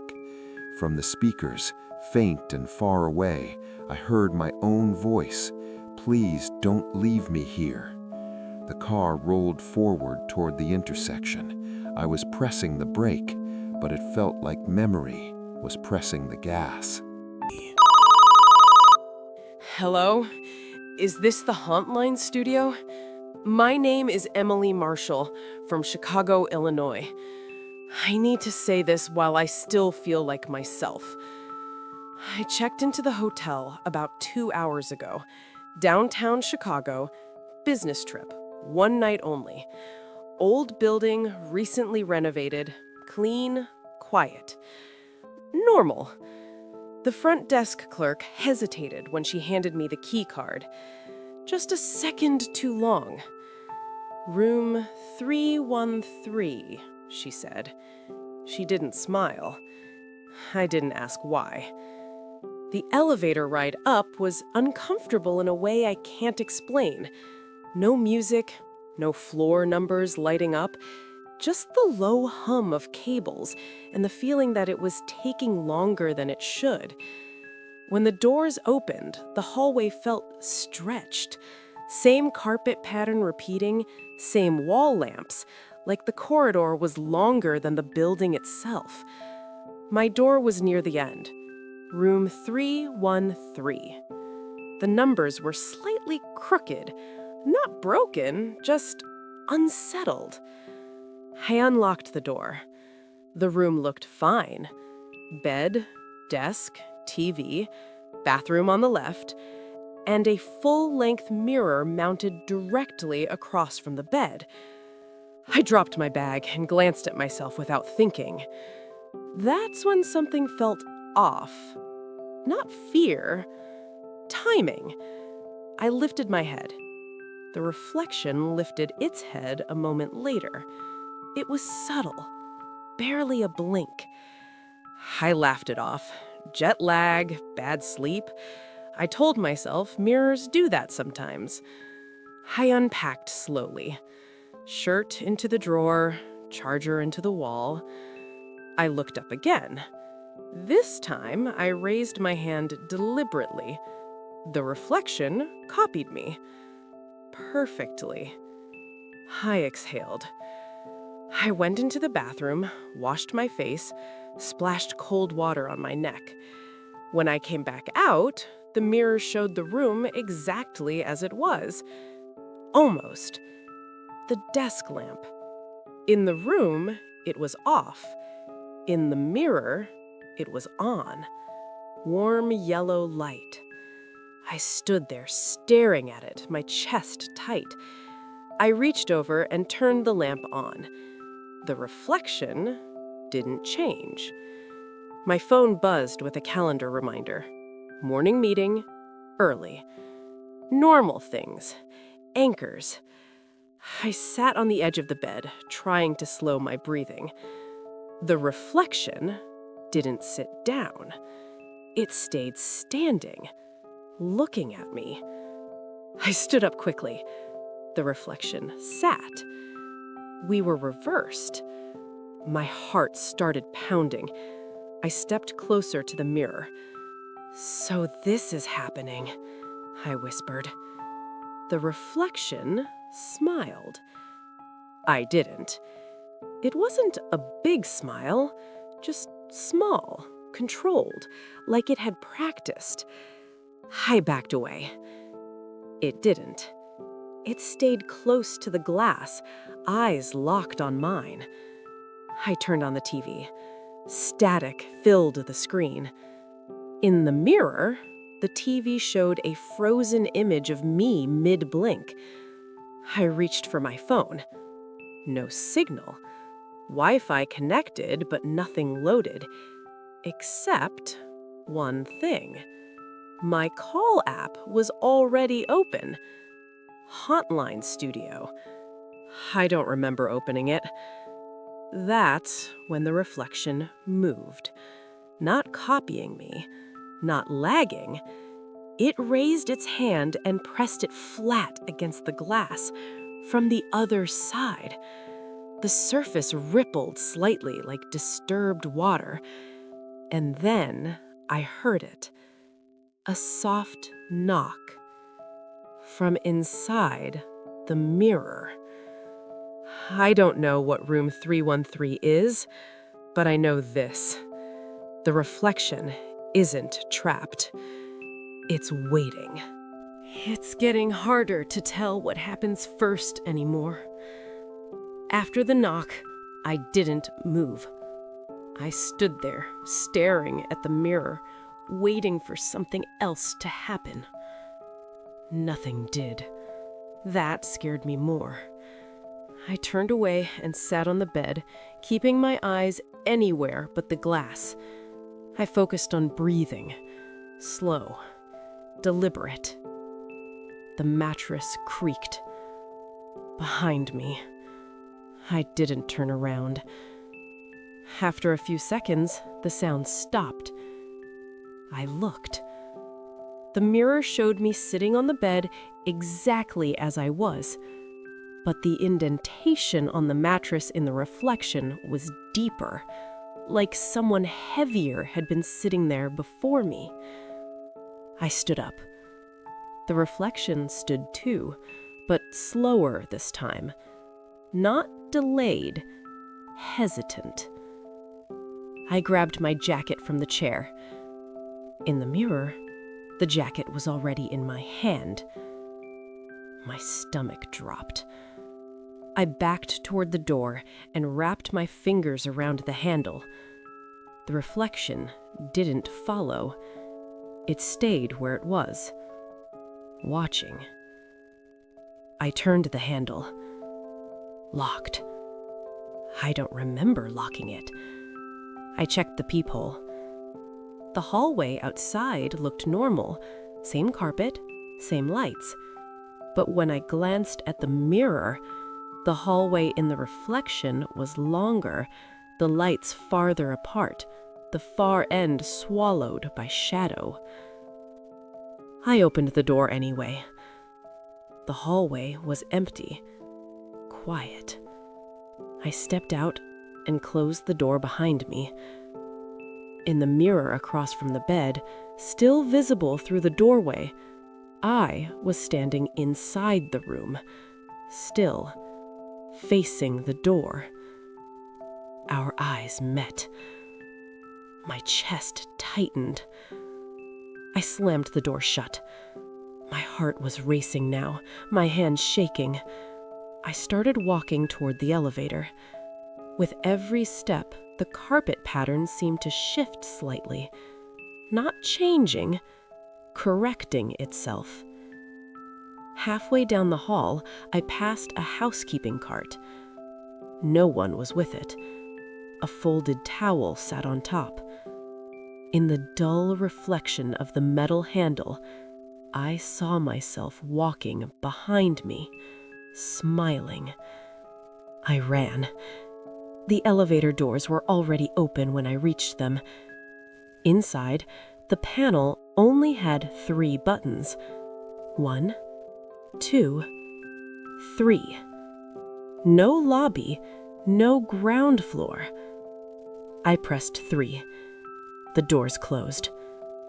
The elevator didn't move. Instead, the lights flickered. The walls became faintly reflective.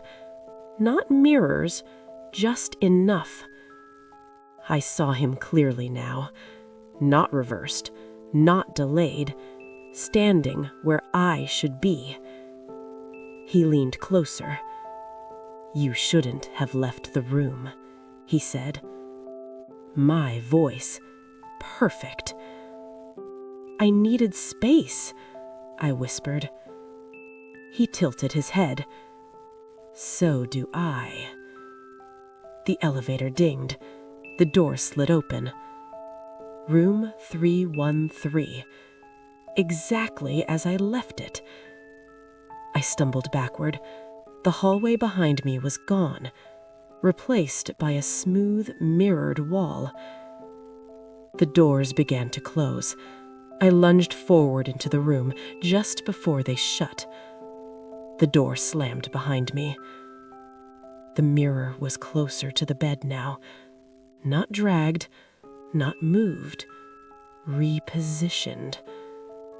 The reflection stood inches from the glass, its palm pressed flat against it, waiting. I grabbed the phone on the desk and called the front desk. It rang once. Then a recorded message played. "We're sorry. Room 313 does not exist." I'm not alone in the room anymore. I know how that sounds, but I don't mean someone walked in. I mean the room itself feels occupied. After the knock, the mirror didn't move. It didn't have to. I backed away until I hit the bed. The reflection stayed close to the glass, watching me breathe, watching me think. I grabbed my phone and started recording video. The screen showed the room, the bed, the desk, the door. No mirror. I turned the camera toward it. The image stuttered, then froze. My face appeared on the screen. Smiling. I wasn't. The video ended on its own. My phone buzzed. A notification. Video saved. Duration 0:0. I didn't save anything.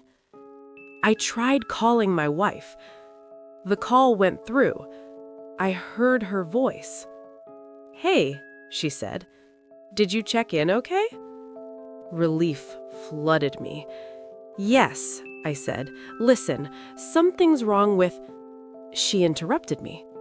"You already told me," she said, laughing softly. "You always do this when you travel. You overthink." I stared at the mirror. The reflection raised a finger to its lips. "I haven't called you yet," I whispered. There was a pause on the line. Then my wife said, very calmly, "You called me 20 minutes ago." The call ended. I checked my call history. Outgoing call, her name, 20 minutes earlier. I don't remember making it. The reflection turned and walked deeper into the room. Not inside the mirror, inside my space. The air shifted when it moved, like pressure changing before a storm. I felt it pass behind me. I spun around. Nothing there. But in the mirror, he stood where I had been, facing away from the glass. I followed him toward the bathroom. In the room, the door was closed. In the mirror, it was open, light spilling out. I opened the real door. The bathroom was empty. But the mirror now showed the bathroom behind me, and he was in it, washing his hands. I didn't feel my feet moving, but I stepped back. He dried his hands slowly, carefully. Then he looked up, straight at me. "You're falling behind," he said. "I'm right here," I whispered. He smiled. "That's the problem." My phone buzzed again. Text message from my wife. "Did you already leave the hotel?" I stared at the words. She sent another. "You just walked past me in the lobby." I felt cold spread through my chest. I typed back, "I'm in my room." 3 dots appeared, then disappeared. Then another message came through. Then who just smiled at me? The mirror went dark. Not black, blank, like a screen waiting for input. I heard a soft click behind me. the room door unlocking itself, slowly. I turned. The handle was turning from the outside, and the mirror behind me showed the door opening with me stepping out. I shouldn't have stepped into the hallway. The door opened on its own, slow and quiet, like it didn't want to startle me. I stood there for a long time before moving, listening for footsteps, voices, anything. Nothing. The hallway looked the same as before. Same carpet, same lights. But when I took my first step, the sound didn't echo the way it should have. It felt absorbed. I walked forward. The door to room 313 closed behind me. I turned back immediately. The door was gone. In its place was blank wall. Wallpaper unbroken, no handle, no frame. I touched it. Cold. Solid. I started breathing too fast. I told myself to keep moving. Every few steps, I passed doors.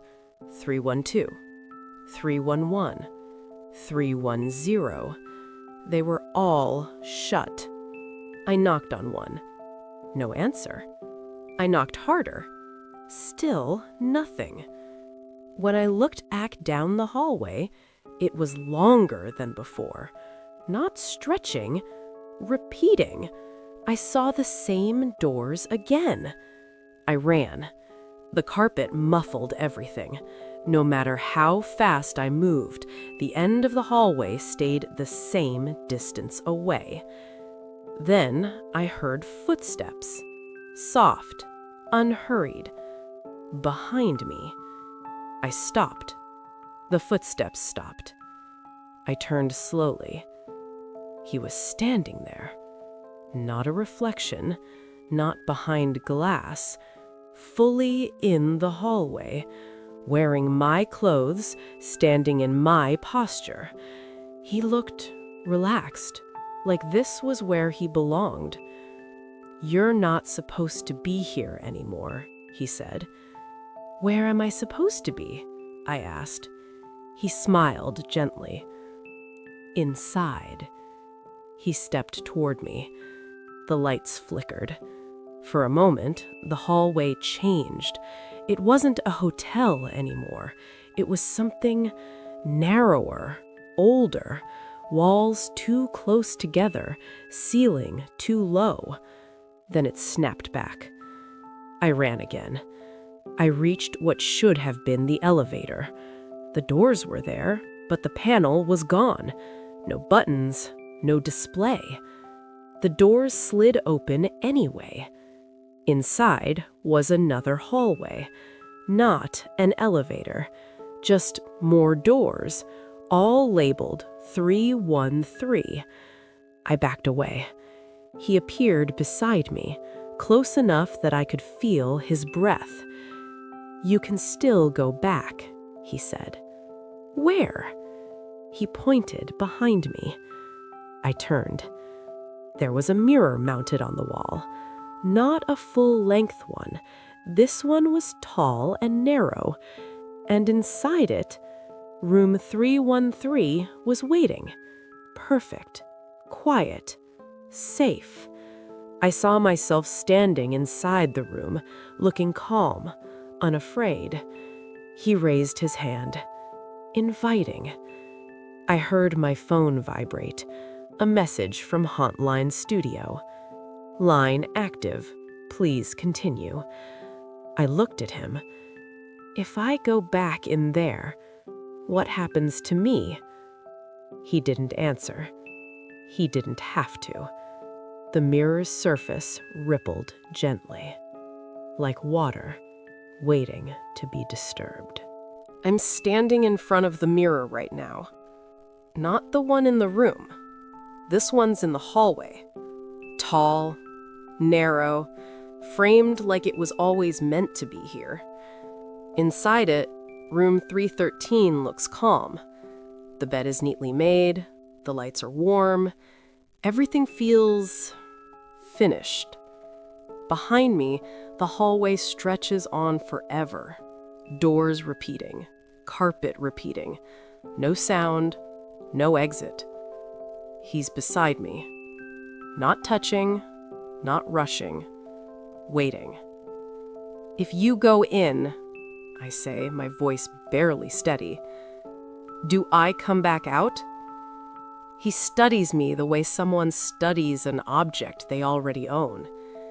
You'll stop feeling like this, he says. What does that mean? It means the fear will end. I look at my reflection in the mirror. It's me, calm, relaxed, standing in the room like nothing ever went wrong. I raise my hand. The reflection raises his first. The delay is gone. My phone vibrates hard in my hand. Hauntline Studio is still connected, still listening. I don't know why that matters so much, but it does. Like if I stop talking, I stop existing. I take a step closer to the mirror. The surface ripples slightly. I can feel warmth coming from it. The room smells familiar, like detergent, like sleep.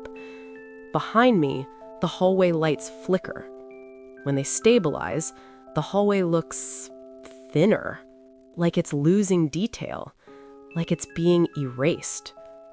You don't belong out here, he says quietly. You were never meant to last this long. What happens if I don't go in? I ask. He hesitates, just for a moment, and that's when I know. I step closer. The mirror's surface gives way under my fingers like skin over water. The reflection smiles wider. Then, I feel hands on my shoulders.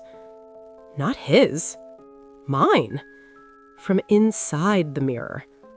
Pulling. I dig my heels into the carpet. It stretches beneath me, elastic and unreal. My phone slips from my hand. I grab for it. The reflection catches it instead. He looks down at the screen, then back at me. Don't worry, I'll finish the call. The pull becomes stronger. The hallway behind me collapses inward, folding like paper. The mirror fills my vision. The last thing I see before I lose my grip is myself stepping out of room 313, into the hallway, calm, whole, free. I don't know which side I'm on anymore. When the pull stopped, there was no impact, no pain, just silence. Then the room came back. Room 313. I was standing inside it, steady on my feet. The bed was behind me, the desk, the lamp glowing warm and familiar. For a moment, I thought I'd won. I thought I'd made it back. I laughed, just once, quiet. Then, I saw the mirror. I was on the wrong side. The Evan in the room, standing where I should have been, looked calm, relieved, like someone who had finally finished something exhausting. He adjusted my jacket, smoothed the collar. He looked happy. I raised my hand. He didn't copy me. He waved. I pressed my palm to the glass. So did he. Perfect alignment. No ripples this time, no distortion, just solid, cold resistance. I tried the door. From my side, it didn't exist. The room was sealed. No edges, no seams. Only glass. Only him. He picked up the phone from the desk. My phone. The screen lit up. Hauntline Studio. He smiled softly. Hello, "Is this the Hauntline Studio?" he said. My voice. Perfect. I screamed, but it came out like breath against glass. He listened, nodded, like he was hearing something faint and far away. He continued calmly. "I checked in fine. Room 313. Everything's normal." He glanced at me, not with fear, with gratitude. "I just wanted to say thanks," he said into the phone. Talking it through helped. He hung up. The call ended. The room began to dim. Not the lights. Me. I felt myself thinning, edges loosening, memories loosening their grip. My wife's face blurred. My childhood home faded. Even my name felt optional. The Evan in the room lay down on the bed, closed his eyes. Asleep. At peace. The mirror stayed. You love the slow burn of fear, the stories that creep under your skin. Subscribe now. Don't fight the darkness. Let it follow you.